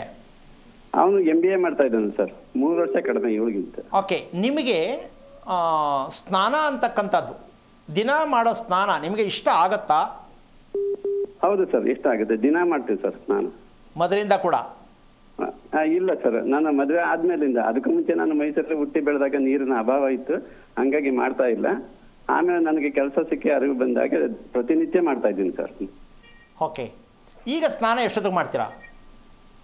ಡೈಲಿ 5 ಗಂಟೆಯಿಂದ 5:15 ಒಳಗಡೆ ಮಾಡ್ತೀನಿ ಸರ್ ನಾನು ಸ್ನಾನ. ಮಕ್ಕಳಾಗಕ್ಕಿಂತ ಮುಂಚೆಯಿಂದನೂ ಕೂಡ ಮಾಡ್ತಾ ಇದ್ದೀರಾ ಈ ಥರ? ಅಂದ್ರೆ ಅವಾಗ ಅಷ್ಟು ಬೇಗ ಮಾಡ್ತಾ ಇಲ್ಲ ಸರ್. ಕೆಲಸ ಸಿಕ್ಕಿದಾಗ ಆಫೀಸ್. ಒಂದು ನಿಮಿಷ. ಮದುವೆ ಆದ ಮೇಲೆ ನಿಮಗೆ ಮಗು ಆಗೋಕ್ಕೆ ಮುಂಚೆ, 2 ಮಕ್ಕಳು ಹುಟ್ಟಕ್ಕಿಂತ ಮುಂಚೆ ನೀವು ಬೆಳಗ್ಗೆ 5 ಗಂಟೆಗೆ ಸ್ನಾನ ಮಾಡೋ ಅಭ್ಯಾಸ ಇತ್ತಾ? ಇರಲಿಲ್ಲ. ಯಾಕೆ ಈ ಪ್ರಶ್ನೆ ಬೇಕಾಗತ್ತೆ ಅಂದರೆ, ನಿಮ್ಮ ಶ್ರೀಮತಿಯವರು ಸ್ನಾನ ಮೊದಲು ಮಾಡೋದಾ, ನೀವು ಸ್ನಾನ ಮೊದಲು ಮಾಡೋದಾ? ನಾನು ಮೊದಲು ಸ್ನಾನ ಮಾಡ್ತೀನಿ ಸರ್. ದೇವ್ರ ಹತ್ರ ದೀಪ ಹಚ್ಚೋರು ನೀವಾ, ನಿಮ್ಮ ಶ್ರೀಮತಿಯವರ? ನಮ್ಮ ಶ್ರೀಮತಿಯವರು ಸರ್. ಸ್ನಾನ ಮೊದಲು ಮಾಡಬೇಕಾಗಿರ್ತಕ್ಕಂಥದ್ದು ಯಾರು ಮಾಡಬೇಕು ಅಂತ ಗೊತ್ತಾ, ನಿಮಗೆ ಗೊತ್ತಿಲ್ವಾ? ಇಲ್ಲ, ಗೊತ್ತಿಲ್ಲ ಸರ್. ಈಗ ನಿಮ್ಮ ಶ್ರೀಮತಿಯವರ ಕೋಪ, ಬೇಜಾರು, ಆರೋಗ್ಯ ಇದನ್ನು ತಗೊಂಡ್ರೆ ನೀವು ಎಷ್ಟು ಪರ್ಸೆಂಟೇಜ್ ಕೊಡ್ತೀರಾ ನಿಮ್ಮ ಶ್ರೀಮತಿಯವರು? ನಿಮಗೆ ಲೆಕ್ಕ ಹಾಕಿದ್ರೆ ನನ್ನ ಹೆಂಡತಿ ತುಂಬ ಆರೋಗ್ಯವಾಗಿದ್ದಾಳೆ ಅಂತಾನ, ಇಲ್ಲ ಅವಳಿಗೆನ ನಾನು ಆರೋಗ್ಯವಾಗಿದ್ದೀನಿ ಅಂತ? ಹಲೋ, 50% ಕೊಡ್ತೀನಿ ಸರ್. 50% ನಿಮ್ಮ ಶ್ರೀಮತಿಯವರು ಆರೋಗ್ಯದ ಮೇಲೆ ಕೊಡ್ತೀರಾ? ಹೌದು ಸರ್. ಇದಕ್ಕೆ ಇವತ್ತು ಉತ್ತರ ಹೇಳ್ಕೊಡ್ತೀನಿ, ತಿಳ್ಕೊಳ್ಳಿ. ಸರಿ ಸರ್. ಯಾರ ಮನೆಯಲ್ಲಿ ಗಂಡಸು ಮೊದಲು ಸ್ನಾನ ಮಾಡ್ತಾರೋ ಹೆಂಡತಿ ಪೇಷಂಟ್, ಪಕ್ಕ ಪ್ಯೂರ್ಲಿ. ಯಾರ ಮನೆಯಲ್ಲಿ ಗಂಡಸರು ಮೊದಲು ಸ್ನಾನ ಮಾಡ್ತಾರೋ ಹೆಂಡತಿ ಸದಾ ಪೇಷಂಟ್. ನೀವು ಯಾವ ಟ್ರೀಟ್ಮೆಂಟ್ಗೂ ನಿಮ್ಮ ಹೆಂಡತಿ ರಿಪೇರಿ ಆಗಲ್ಲ. ನಿಮ್ಮ ಹೆಂಡತಿ ನೀವು ಹೇಳ್ದಂಗೆ ನಡ್ಕೊಳ್ಳಲ್ಲ. ಅಂದರೆ ನಮ್ಮ ಮನೆಗೆ ನಾವೇ ಬೆಂಕಿ ಹಾಕೋತಾ ಇದ್ದೀವಿ ಅಂದರೆ, ಹೆಣ್ಣು ಮೊದಲು ಸ್ನಾನ ಆಗಬೇಕು, ಆ ಮನೆ ಪಾವಿತ್ರತೆ ಹೊಂದುತ್ತೆ, ಆ ಮನೆಯಲ್ಲಿ ಲಕ್ಷ್ಮಿ ಇರ್ತಾಳೆ. ಯಾರು ಗಂಡಸು ಮೊದಲು ಸ್ನಾನ ಮಾಡ್ತಾನೆ ಆ ಮನೆಗೆ ದಟ್ಟ ದರಿದ್ರ ಹಿಡಿಯುತ್ತೆ. ಅದರ ಮೂಲ ಕಾರಣನೇ ಜ್ಯೇಷ್ಠ ನಕ್ಷತ್ರ ಮಗು ಬಂದಿದೆ, ಅನುಭವಿಸಿ. ಯಾಕೆ ಅಂದರೆ ಆ ಮಗುವಿನಲ್ಲಿ ನೀರಿನ ಅಂಶನೇ ಇಲ್ಲ. ಇದಿನ್ನೂ ಇವರು ಅರ್ಥ ಮಾಡ್ಕೊಂಡಿಲ್ಲ. ಇದಕ್ಕೋಗಿ ರೂಮಲ್ಲಿ ಕುತ್ಕೊಂಡ್ಬಿಟ್ರೆ ಡೆಲಿವರಿ ಹೋದಂಗೆ ಆಗುತ್ತೆ, ಅಷ್ಟೊಂದು ಕಷ್ಟಪಡುತ್ತೆ ಮಗು. ಆದರೂ ಮಕ್ಕಳನ್ನ ಬೆಳೆಸ್ತಾ ಇರ್ತಾರೆ. ಈ ಕರ್ಮ ಯಾವತ್ತೇ ತಿಳ್ಕೊಳ್ಳೋದು? ಫೈಲ್ಸ್ ಬಂದೈತೆ, ಅದಕ್ಕೆ 28 ಹೆಸರುಗಳ ಕಟ್ಕೊಂಡು ಆಪ್ರೇಷನ್ಗಳು ಮಾಡಿಸ್ಕೊಂಡು ಮಕ್ಕಳನ್ನ ಸಾಯಿಸಿ ಕುತ್ಕೊಳ್ಳೋಕ್ಕೂ ಆಗಬಾರ್ದು, ನಿಂತ್ಕೊಳ್ಳೋಕ್ಕೂ ಆಗಬಾರ್ದು. ಯಾವ ಪುರುಷಾರ್ಥಕ್ಕೆ ಬೇಕ್ರಿ ಮಕ್ಕಳು? ಒಂದು ಮಗುವನ್ನು ಪಡೆಯೋಕ್ಕೆ ನಮ್ಮಲ್ಲಿ ಯೋಗ್ಯತೆ ಇರಬೇಕು, ಆ ಸತ್ಯ ತಿಳ್ಕೋಬೇಕು. ದೊಡ್ಡ ಮಗನಿಗೆ ಅಂದರೆ ಮೊದಲಿರ್ತಕ್ಕಂತಹ ಆ ಒಂದು ಜ್ಯೇಷ್ಠ ನಕ್ಷತ್ರದವನಿಗೆ ಹೊಟ್ಟೆ ರಿಪೇರಿ, ಮೃಗಶಿರ ನಕ್ಷತ್ರದ ಮಗುವಿಗೆ ತಲೆ ರಿಪೇರಿ. ಹೊಟ್ಟೆ ರಿಪೇರಿ, ತಲೆ ರಿಪೇರಿ ಆದಮೇಲೆ ಮಕ್ಕಳು ಆರೋಗ್ಯ ನೆಮ್ಮದಿ ಇರೋಕ್ಕಾಗಿದೆಯಾ? ನೀವು ಮಕ್ಕಳನ್ನ ರಿಪೇರಿ ಮಾಡೋಕ್ಕಾಗತ್ತಾ ನಿಮ್ಮ ಕೈಲಿ? ಸ್ವಲ್ಪ ಯೋಚನೆ ಮಾಡಿ. ಯಾರ ಕೈಲಾಗತ್ತೆ? ಸ್ವಲ್ಪ ಯೋಚನೆ ಮಾಡ್ತಾ ಇದ್ದೀರಾ? ನಾನು ಹೇಳೋದಕ್ಕೆ ಬೇಜಾರಾಯ್ತಾ? ಅರ್ಥ ಆಯ್ತಾ? ಅರ್ಥ ಆಗ್ತಾ ಇದೆ ಸರ್. ನೋಡಿ, ಮಗಳಿಗೆ ಓದಿಸಿದ್ರಿ ಅಷ್ಟೇ, ನಿದ್ದೆ ಕ್ವಾಲಿಟಿ ಚೆನ್ನಾಗಿಲ್ಲ, ಊಟ ಮಾಡೋ ಕ್ವಾಲಿಟಿ ಚೆನ್ನಾಗಿಲ್ಲ. ಯಾವ ಪುರುಷಾರ್ಥಕ್ರಿ ಮದುವೆ ಮಾಡ್ತೀರಾ, ಕೆಲಸಕ್ಕೆ ಕಳಿಸ್ತೀರಾ, ಏನು ನೆಮ್ಮದಿನೇ ಇಲ್ಲ ಅಂದಮೇಲೆ ಆ ಮಗುನ ಏನಕ್ಕೆ ಮಾಡ್ಕೊಂಡ್ರಿ? ಅದರ ಶಾಪ ಯಾರಿಗೆ ತಟ್ಟತ್ತೆ? ಏನು ಅರ್ಥ ಇದೆ? ಹೆಂಗಿದೆ ಈ ಬದುಕಿಗೆ ಮೌಲ್ಯದ ಅರ್ಥ ಏನಿದೆ? ತಪ್ಪಾಗತ್ತೆ. ಯಾಕೆ ಅಂದರೆ ನಿಮ್ಮ ಮಗಳನ್ನು ನೀವು ಮೊದಲು ಗಮನಿಸ್ಕೋಬೇಕು. ಯಾಕೆ ಅಂದರೆ ಅವಳು ನಿದ್ದೆ ಚೆನ್ನಾಗಿದೆಯಾ, ಊಟದ ಸಮಯ ಕರೆಕ್ಟಾಗಿದೆಯಾ, ಊಟ ಮಾಡ್ತಕ್ಕಂಥ ಕ್ರಮ ಚೆನ್ನಾಗಿದೆಯಾ? ದಯವಿಟ್ಟು ಗಮನಿಸಿದ್ರಾ ನೀವು ನಿಮ್ಮ ಮಗಳನ್ನ? ಇಲ್ಲ ಸರ್, ಅವಳು PGನಲ್ಲಿ ಇರ್ತಾಳೆ, ನಾವು ಗಮನಿಸಿಲ್ಲ ಸರ್. ನೋಡಿ, ಮಗು ಹುಟ್ಟದ್ದು ಏನಕ್ಕೆ ಅಂದರೆ ಎಲ್ಗೋ ಕಳಿಸ್ಬಿಟ್ಟು ಓದಿಸ್ಬಿಟ್ರೆ ಆಯಿತು. ಮುಂದೆ ಏನಾರು ಆಗಲಿ, ಒಟ್ಟಿನಲ್ಲಿ PGಗೆ ಹೋಗ್ಬಿಟ್ಟು ಓದ್ಬಿಟ್ಟು ಕೆಲಸ ತಗೊಂಬಿಟ್ರೆ ಮುಗೀತು. ಯಾವ ರೀತಿ ಬದುಕು ಕೊಡ್ತೀರಾ ಮಕ್ಳಿಗೆ ಸ್ವಲ್ಪ ಯೋಚನೆ ಮಾಡಿ. ನಿಮ್ಮ ಮಗನ ವಯಸ್ಸೆಷ್ಟು? ನಮ್ಮ ಮಗನಿಗೆ 21 ಸರ್. ಓಕೆ, ಅವನಿಗೆ ನೀವು ವಾಶ್ರೂಮ್ಗೆ ಹೋಗ್ತಕ್ಕಂತಹ ಒಂದು ವಿಚಾರಕ್ಕೆ ಬಂದರೆ ಅವನಲ್ಲಿ ಕ್ವಾಲಿಟಿ ಇದೆ ಅಂತ ನಿಮ್ಗೆ ಅರ್ಥ ಮಾಡ್ಕೊಂಡಿದ್ದೀರಾ? ಇಲ್ಲ ಸರ್. ಸ್ವಲ್ಪ ದಯವಿಟ್ಟು ಕೇಳಿ. ಅವನಿಗೆ ಎಷ್ಟು ಗಟ್ಟಿ ಮೋಷನ್ ಹೋಗುತ್ತೆ, ಅವನು ಎಷ್ಟು ಕಷ್ಟಪಡ್ತಾ ಇದ್ದಾನೆ, ಸ್ವಲ್ಪ ದಯವಿಟ್ಟು ತಿಳ್ಕೊಳ್ಳಿಪ್ಪ. ಮನುಷ್ಯನ ದೇಹ ಶುದ್ಧಿ ಆಗೋದಕ್ಕೆ ಕ್ಲೀನ್ ಇಲ್ಲ ಅಂದರೆ ಅದೇ ಜ್ಯೇಷ್ಠ ನಕ್ಷತ್ರ. ಕಾರಣ, ನಿಮಗೆ ಜಮೀನಿದೆಯಾ? ಇಲ್ಲ ಸರ್. ಓಕೆ, ನೀವು ಅಕಸ್ಮಾತಾಗಿ ಗೊತ್ತಿಲ್ಲದೆ ಹಾವನ್ನು ಹೊಡೆದಿದ್ದು ನೋಡಿದ್ದು ಯಾವಾಗ? ಇಲ್ಲ ಸರ್. ಅಂದರೆ ಯಾರೋ ಹೊಡೆಯುವಾಗ ನೋಡಿದ್ದಾಗಲಿ ಅಥವಾ ನಿಮ್ಗೆ ಗೊತ್ತಿಲ್ಲದೆ ಗಾಡಿಗೆ ಸಿಕ್ಕಾಕ್ಕೊಂಡದ್ದು ಅಕಸ್ಮಾತ್ ಸತ್ತಿದ್ದು ಯಾವಾಗ ನೋಡಿದ್ರಿ ಅಂದೆ? ಇಲ್ಲ ಸರ್, ಆ ಥರ ಯಾವುದು ನನ್ನ ಗಮನಕ್ಕೆ ಬಂದಿಲ್ಲ ಸರ್. ಓಕೆ, ನಿಮ್ಮ ಮನೆಯಲ್ಲಿ ಈ ರೀತಿಯಾಗಿ ಅಕಸ್ಮಾತಾಗಿ ಹಳೆ ಮನೆಗಳಲ್ಲಿ ಇತ್ತು, ಹೊಡೆದಿದ್ರು ನಮ್ಮ ಪೂರ್ವಿಕರು ಅಂತಕ್ಕಂಥ ವಿಷಯಕ್ಕೆ ಬಂದರೆ? ನಮ್ಮ ತಂದೆಯವರು ಇದ್ದಾಗ ಅದು ಹಳ್ಳಿ ಮನೆಯಲ್ಲಿ ಸ್ವಲ್ಪ ಮಧ್ಯದಲ್ಲಿ ಏನೋ ಬಿದ್ದಿತ್ತು ಅಂತ ಗೊತ್ತು ಸರ್. ಈಗ ಹೊಡೆದಿದ್ರು ಏನು ಮಾಡಿದ್ರು ಅದು ಗೊತ್ತಿಲ್ಲ. ಅಲ್ಲ ನೋಡಿ, ವಿಷಯ ಇಷ್ಟೇ. ಹಸುವಿಗೆ ತೊಂದರೆ ಕೊಟ್ಟಿರ್ತಕ್ಕಂಥದ್ದು ಅಂದರೆ ದನ ಗೋವುಗಳು, ಹೌದು ಸರ್, ನಾಯಿಗೆ, ಹಾವಿಗೆ ತೊಂದರೆ ಕೊಟ್ಟಿರ್ತಕ್ಕಂಥ ವಂಶದಲ್ಲಿ ಹುಟ್ಟುತ್ತೆ ಜ್ಯೇಷ್ಠ ನಕ್ಷತ್ರದ ಮಗು. ಅರ್ಥ ಆಯ್ತಾ? ಹಾಂ, ಅರ್ಥ ಆಯ್ತು ಸರ್. ದಯವಿಟ್ಟು ಸ್ವಲ್ಪ ತಿಳ್ಕೊಳ್ಳಿ. ಯಾಕೆಂದರೆ ಅವನು ಎಷ್ಟು ಕೋಪ ಜಾಸ್ತಿ ಆಗುತ್ತೆ, ಆವೇಶ ಜಾಸ್ತಿ ಆಗುತ್ತೆ, ಕಂಟ್ರೋಲ್ ಮಾಡೋದು ತುಂಬ ಕಷ್ಟ ಆಗುತ್ತೆ. ನೀವು ಅವನ ಮಾತು ಕೇಳಬೇಕು, ನೀವು ನಿಮ್ಮ ಮಾತು ಅವ್ನು ಕೇಳೋ ಮಟ್ಟಕ್ಕಿರಲ್ಲ. ನೀವು ಇದನ್ನು ಸ್ವಲ್ಪ ತಿಳ್ಕೋಬೇಕು. ನಾನು ಹೇಳಿದ ಅರ್ಥ ಆಯ್ತಾ? ಹೌದು ಸರ್, ಹಾಗೆ ಆಗಿದೆ ಸರ್. ಏನಿದೆ ಅರ್ಥ? ತಂದೆ ತಾಯಿ ಹೇಳೋ ಮಾತು ಮಕ್ಕಳು ಕೇಳಬೇಕು, ಓಕೆ. ಇಲ್ವಲ್ಲ, ನಾವು ಬೆಳೆಸಿರೋ ರೀತಿನೇ ಹಾಗೆ, ಗೊತ್ತಿಲ್ಲದೆ ರೀತಿಯಲ್ಲಿ ಆಗಿದೆ. ಈಗಲೂ ಕಾಲ ಮಿಂಚಿಲ್ಲ. ದಯವಿಟ್ಟು ಮಗಳಿಗೆ ಮದುವೆ ಮಾಡ್ತೀನಿ ಅನ್ನೋದಕ್ಕಿಂತ ಹೆಚ್ಚಾಗಿ ಮೃಗಶಿರ ನಕ್ಷತ್ರಕ್ಕೆ ಬಂದಿರುವ ಕಾರಣ ಮತ್ತು ಮೂಲಾ ನಕ್ಷತ್ರಕ್ಕೆ, ಜ್ಯೇಷ್ಠ ನಕ್ಷತ್ರಕ್ಕೆ ಬಂದಿರುವಂಥ ಮಕ್ಕಳು ಯಾವ ಕಾರಣಕ್ಕೆ ಬಂದಿರ್ತಾರೆ, ಅವರ ಆರೋಗ್ಯ ಸ್ಥಿತಿ ಏನಾಗುತ್ತೆ, ನಮ್ಮ ಕುಟುಂಬ ಏನಾಗಿದೆ, ಈ ಸತ್ಯವನ್ನು ತಿಳ್ಕೊಂಡು ಒಂದು ಮಗು ಜ್ಯೇಷ್ಠ ಮೂಲ ವಿಶಾಖದಲ್ಲಿ ಬಂದರೆ ಇನ್ನೊಂದು ಮಗು ಇರಬಾರ್ದು. ಒಂದೇ ಮಗು ಇರಬೇಕು. ಇನ್ನೊಂದು ಮಗು ಜೀವನ ಚೆನ್ನಾಗಿರಲ್ಲ. ಈ ಕೆಲವು ನಕ್ಷತ್ರಕ್ಕೆ ಕಾಂಬಿನೇಷನ್ ಇರುತ್ತೆ. ಅಣ್ಣ ತಂಗಿಗಾಗಲ್ಲ, ಅಕ್ಕ ತಂಗಿರಿಗಾಗಲ್ಲ, ಕೆಲವು ಮನೇಲಿ ತುಂಬ ಗಲಾಟೆ ಆಗುತ್ತೆ. ಈ ಸತ್ಯ ನಮಗಿನ್ನೂ ಅರ್ಥ ಆಗಿಲ್ಲ. ಏನು ಸ್ವಾಮಿ ಇವರಿಬ್ಬರು ಬಡ್ದಾಡ್ತಾರೆ ಅಂತ ಶಾಸ್ತ್ರ ಕೇಳಕ್ಕೆ ಹೋಗ್ತಾರೆ. ಈ ಮಟ್ಟಕ್ಕೆ ಹೊಟ್ಟೋಗಿದ್ದೀವಿ ನಾವು. ಈ ಮಗು ನಕ್ಷತ್ರಕ್ಕೆ ಈ ಮಗು ಹೊಂದಾಣಿಕೆ ಆಗತ್ತಾ, ಇದಕ್ಕಿದು ಬಡಿಯುತ್ತಾ, ಅದಕ್ಕಿದು ಬಡಿಯುತ್ತಾ? ಈ ಬಡಿಯೋದು ಗೊತ್ತಾಗಬೇಕು ಫಸ್ಟು. ಸಾಮರಸ್ಯ ಇಲ್ಲ. ತಂದೆ ಒಬ್ಬರು ಇಷ್ಟ, ತಾಯಿಗೆ ಒಬ್ಬರು ಇಷ್ಟ, ಮಕ್ಕಳನ್ನೇ ಡಿವೈಡ್ ಮಾಡ್ಕೊಂಡ್ಬಿಡ್ತಾರೆ. ಇವರು ಅಪ್ಪನ ಮಗಳು, ಇವನು ಅವನ ಮಗ. ಆದರೂ ನಮ್ಗೆ ಅರ್ಥ ಆಗಿಲ್ಲ ಯಾಕೆ ಇಬ್ಬರಿಗೂ ಬೇರೆ ಬೇರೆ ಆಯಿತು ಇಲ್ಲಿ ಅಂತ. ಅಂದರೆ ಕುಟುಂಬ ಒಡೀತು ಅಂತ ನಾವಿನ್ನೂ ಗೊತ್ತಾಗಿಲ್ಲ. ಸೊ ಈಗ ನೀವು ಪ್ರಯತ್ನ ಏನು ಮಾಡಬೇಕಂದ್ರೆ, ಮೃಗಶಿರ ನಕ್ಷತ್ರ ನಮಗಿರುವ 2 ಮಕ್ಕಳು, ಜ್ಯೇಷ್ಠ ನಕ್ಷತ್ರದ ಮಗು ನಮ್ಮ ಕುಟುಂಬಕ್ಕೆ ಬರಲು ಕಾರಣ ಕ್ಲೂ ಕೊಟ್ಟಿದ್ದೀನಿ. ವಂಶದಲ್ಲಿ ಏನು ನಡೆದಿದೆ ಅಂತ ಈ ಸತ್ಯ ತಿಳ್ಕೊಳ್ಳೋಕ್ಕೆ ಪ್ರಯತ್ನ ಮಾಡಿ. ಮಕ್ಕಳ ಮದುವೆ, ಮಕ್ಕಳ ಆರೋಗ್ಯವನ್ನು ಯಾವತ್ತೂ ನೀವು ಯೋಚನೆ ಮಾಡೋದನ್ನು ಬಿಟ್ಟು ಸತ್ಯ ತಿಳ್ಕೊಳ್ಳೋಕ್ಕೆ ನಿಮ್ಮ ಮೂಲಕ ಎಲ್ಲ ತಂದೆ ತಾಯಿಗಳು ಅರ್ಥ ಆಗಲಿ ಅಂತ ನಿಮಗೂ ಹೇಳಿದ್ದೀನಿ. ತಿಳ್ಕೊಳ್ಳೋಕೆ ಪ್ರಯತ್ನ ಮಾಡಿ. ಒಳ್ಳೆಯದಾಗಲಿ. ಓಕೆ, ಧನ್ಯವಾದಗಳು ಮಲ್ಲಿಕಾರ್ಜುನ್, ಕರೆ ಮಾಡಿದ್ದಕ್ಕಾಗಿ. ಗುರೂಜಿ ತಿಳಿಸ್ಕೊಡ್ತಾ ಇದ್ರಿ, 100 ವರ್ಷಗಳ ಕಾಲ ಬದುಕಿ ಬಾಳಬೇಕು, ಅದು ಭಗವಂತನ ಇಚ್ಛೆ ಅನ್ನೋದಾಗಿ ಮುಂದುವರಿಸ್ತಾ ಹೋಗೋದಾದ್ರೆ. ಈಗ ಭಗವಂತನ ಇಚ್ಛೆ ಆಯಿತು. ಇವತ್ತು ನಾನು ಕಾರ್ಯಕ್ರಮದಲ್ಲಿ ಇದನ್ನೇ ವಿವರಣೆ ಮಾಡಿ ಎಲ್ರಿಗೂ ಹೇಳ್ತಾ ಇದ್ದೀನಿ ಅಂತ ಇವತ್ತೇ ಅಲ್ಲ, ಹೇಳ್ತಾನೇ ಇದ್ದೀನಿ ಪ್ರತಿದಿನ. ನನ್ನ ಕೆಲಸನೇ ಅದು. ತಗೊಳ್ಳೋರು ತಗೋಬೋದು, ಬಿಡೋರು ಬಿಡ್ಬೋದು. ಆದರೆ ಒಂದು ವಿಷಯ, ನಮಗೆ ಈ ನೀರು ಅಂತಕ್ಕಂಥದ್ದಲ್ಲಿ ಭಗವಂತ ವಾಸ ಮಾಡ್ತಾ ಇದ್ದಾನೆ ಅಂತ ಗೊತ್ತು ಅಲ್ಲಮ್ಮ. ಭೂಮಿಯಲ್ಲಿ ಭಗವಂತ ಇದ್ದಾನೆ ಅಂತ ಗೊತ್ತು, ಬೆಂಕಿಯಲ್ಲಿ ಭಗವಂತ ಇದ್ದಾನೆ ಅಂತ ಗೊತ್ತು, ಊಟದಲ್ಲಿ ಭಗವಂತ ಇದ್ದಾನೆ ಅಂತ ಗೊತ್ತು. ಹೌದಾ? ಆದರೆ ನಾವು ಗೊತ್ತು ಅಂತೀವಿ, ಬಳಸ್ತಾ ಇಲ್ವಲ್ಲ. ಇದು ನಾವು ಮಾಡ್ಕೊಂಡಿರ್ತಕ್ಕಂಥ ಅಪಚಾರ. ನಮಗೆಲ್ಲ ಗೊತ್ತು ದೇವರಿದ್ದಾನೆ ಇಲ್ಲಿ ಅಂತ, ಆದರೆ ನಾವು ದೇವ್ರ ಥರ ಬಳಸ್ತಾ ಇದ್ದೀವ, ಇದು ನಮ್ಮ ಆಯಸ್ಸಿಗೆ ಕಂಟಕ. ಅದಕ್ಕೊಂದು ಸಣ್ಣ ಉದಾಹರಣೆ ನೀರು ತಗೊಳ್ಳೋಣ. ನೀರು ವೈದ್ಯಕೀಯ ರಂಗದಲ್ಲಿ ಬಂದರೆ 2 ಲೀಟ್ರ್ ಕುಡೀರಿ, 3 ಲೀಟ್ರ್ ಕುಡೀರಿ, 4 ಲೀಟ್ರ್ ಕುಡೀರಿ, ಏನೋ ಒಂದು ಹೇಳ್ತಾರೆ ಅಂತ ಇಟ್ಕೊಳ್ಳೋಣ. ಯಾರ್ಯಾರು ಕುಡಿಬೇಕು ಅನ್ನೋದು ಪ್ರಶ್ನೆ ನಂದು. 2 ಲೀಟ್ರ್ ಯಾರು ಕುಡಿಬೇಕು, 3 ಲೀಟ್ರ್ ಯಾರು ಕುಡಿಬೇಕು, ಯಾವಾಗ ಕುಡಿಬೇಕು, ಅದು ಬೇಕಲ್ಲಮ್ಮ.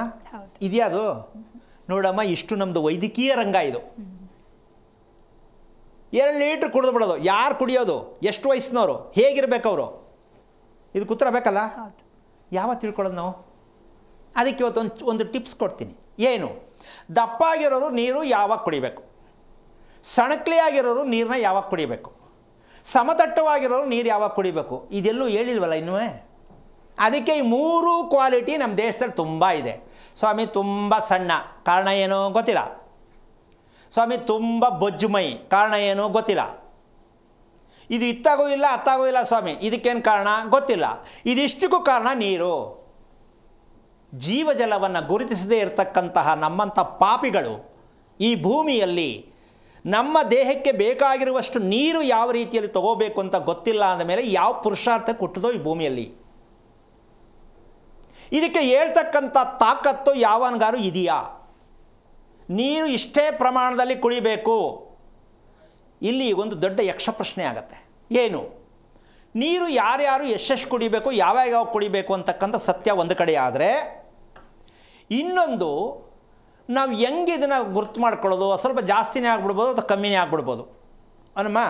ಅವರಿಗೆ ಜಾಸ್ತಿ ಕುಡಿದ್ರೆ ಕೆಲವರಿಗೆ ಕಿಡ್ನಿದು ಪ್ರಾಬ್ಲಮ್ ಆಗೋ ಸಾಧ್ಯತೆ ಇರುತ್ತೆ ಅಂತ ಮೆಡಿಕಲ್ ಹೇಳ್ತಾರೆ. ಕಮ್ಮಿ ಕುಡಿದ್ರೂ ಅದಕ್ಕೆ ಡ್ಯಾಮೇಜ್ ಆಗುತ್ತೆ ಅಂತ ಹೇಳ್ತಾರೆ. ಮತ್ತು ನಮ್ಗೆ ಎಷ್ಟು ಬೇಕು ಅಂತ ನಾವು ಹೆಂಗೆ ಕಂಡುಹಿಡಿಯೋದು? ಈ ಪ್ರಶ್ನೆ ಆಗುತ್ತಾ ಇಲ್ವಾ? ಅದಕ್ಕೆ ಇವತ್ತೊಂದು ಚುಟ್ಕ ಹೇಳ್ಬಿಡೋಣ. ಮನುಷ್ಯನ ದೇಹ ಹೆಣ್ಣಾಗಲಿ ಗಂಡಾಗಲಿ ವಯಸ್ಸೇನೇ ಇರಲಿ, ನೀರಿನ ಪ್ರಮಾಣ ಯಾವ ರೀತಿ ತಗೋಬೇಕಾಗತ್ತೆ ಅಂತ ನೀವೇ ತಿಳ್ಕೋಬೇಕು ಅಂದರೆ ಇವತ್ತು ತಿಳ್ಕೊಳ್ಳಿ. ಅಂದರೆ ತಿಳ್ಕೊಳ್ಳಿ ಅಷ್ಟೇ, ಮಾಡೋಕ್ಕೆ ತುಂಬ ಕಷ್ಟ ಇದೆ. ಹಂಗನ್ಬಿಟ್ರೆ ಕಷ್ಟ ಹೆಂಗೆ ಅಂದ್ಬಿಟ್ರೆ ನಾವು ಹೆಂಗೆ ಮಾಡ್ಕೊಳ್ಳೋದು? ಆದರೆ ಹೇಳೋ ಮಾತು ಹೇಳಿದ್ದೀನಿ, ತಿಳ್ಕೊಂಡು ಅರ್ಥ ಮಾಡಿಕೊಂಡ್ರೆ ಸುಲಭ. ಸೋಮಾರಿಗಳಿಗೆ ಕಷ್ಟ, ಅದಕ್ಕೆ ಅಡ್ವಾನ್ಸಾಗಿ ಹೇಳ್ಬಿಟ್ಟಿದ್ದೀನಿ. ನಮ್ಮ ದೇಹಕ್ಕೆ ನೀರಿನ ಅಂಶ ಎಷ್ಟು ಬೇಕು, ಬೇಕಿತ್ತು, ಬೇಕಾಗಿದೆ ಪ್ರಶ್ನೆ. ಅದಕ್ಕೆ ಉತ್ತರ, ಮನುಷ್ಯ ಆರೋಗ್ಯವಂತನಾಗಿ ಸದಾ ಇರಬೇಕಾ ಬೇಡವಾ? ಇರಬೇಕು. ಯಾವಾಗಲೂ ಆರೋಗ್ಯವಂತನಾಗಿ ಆರೋಗ್ಯವತಿಯಾಗಿ ಹೆಣ್ಣಾಗಲಿ ಗಂಡಾಗಲಿ ಇರಬೇಕಾ ಬೇಡ ಅಂದರೆ, ಒಂದು ದಿನದಲ್ಲಿ ಮೂತ್ರ ವಿಸರ್ಜನೆ 6 ಸಮಯಕ್ಕೆ ಆಗುವಂತಹ ಪ್ರಮಾಣ ಯಾರು 6 ಸಲ ಮೂತ್ರ ವಿಸರ್ಜನೆಯನ್ನು ಮಾಡ್ತಕ್ಕಂಥ ಕ್ರಮವನ್ನು ಅನುಸರಿಸುತ್ತಾರೋ ಅವರು ಸದಾ ಯೋಗಿ ಭೋಗಿ ಎಲ್ಲನೂ ಏನು ಬೇಕಾದ್ರೆ ಹೇಳ್ಕೊಳ್ಳಿ ನೀವು. ಒಂದು ದಿನದಲ್ಲಿ 6 ಸಲ ಮೂತ್ರ ವಿಸರ್ಜನೆಯನ್ನು ಮಾಡ್ತಕ್ಕಂಥ ದೇಹ ಪಾವಿತ್ರವಾಗಿ ಇರ್ತಕ್ಕಂಥದ್ದು.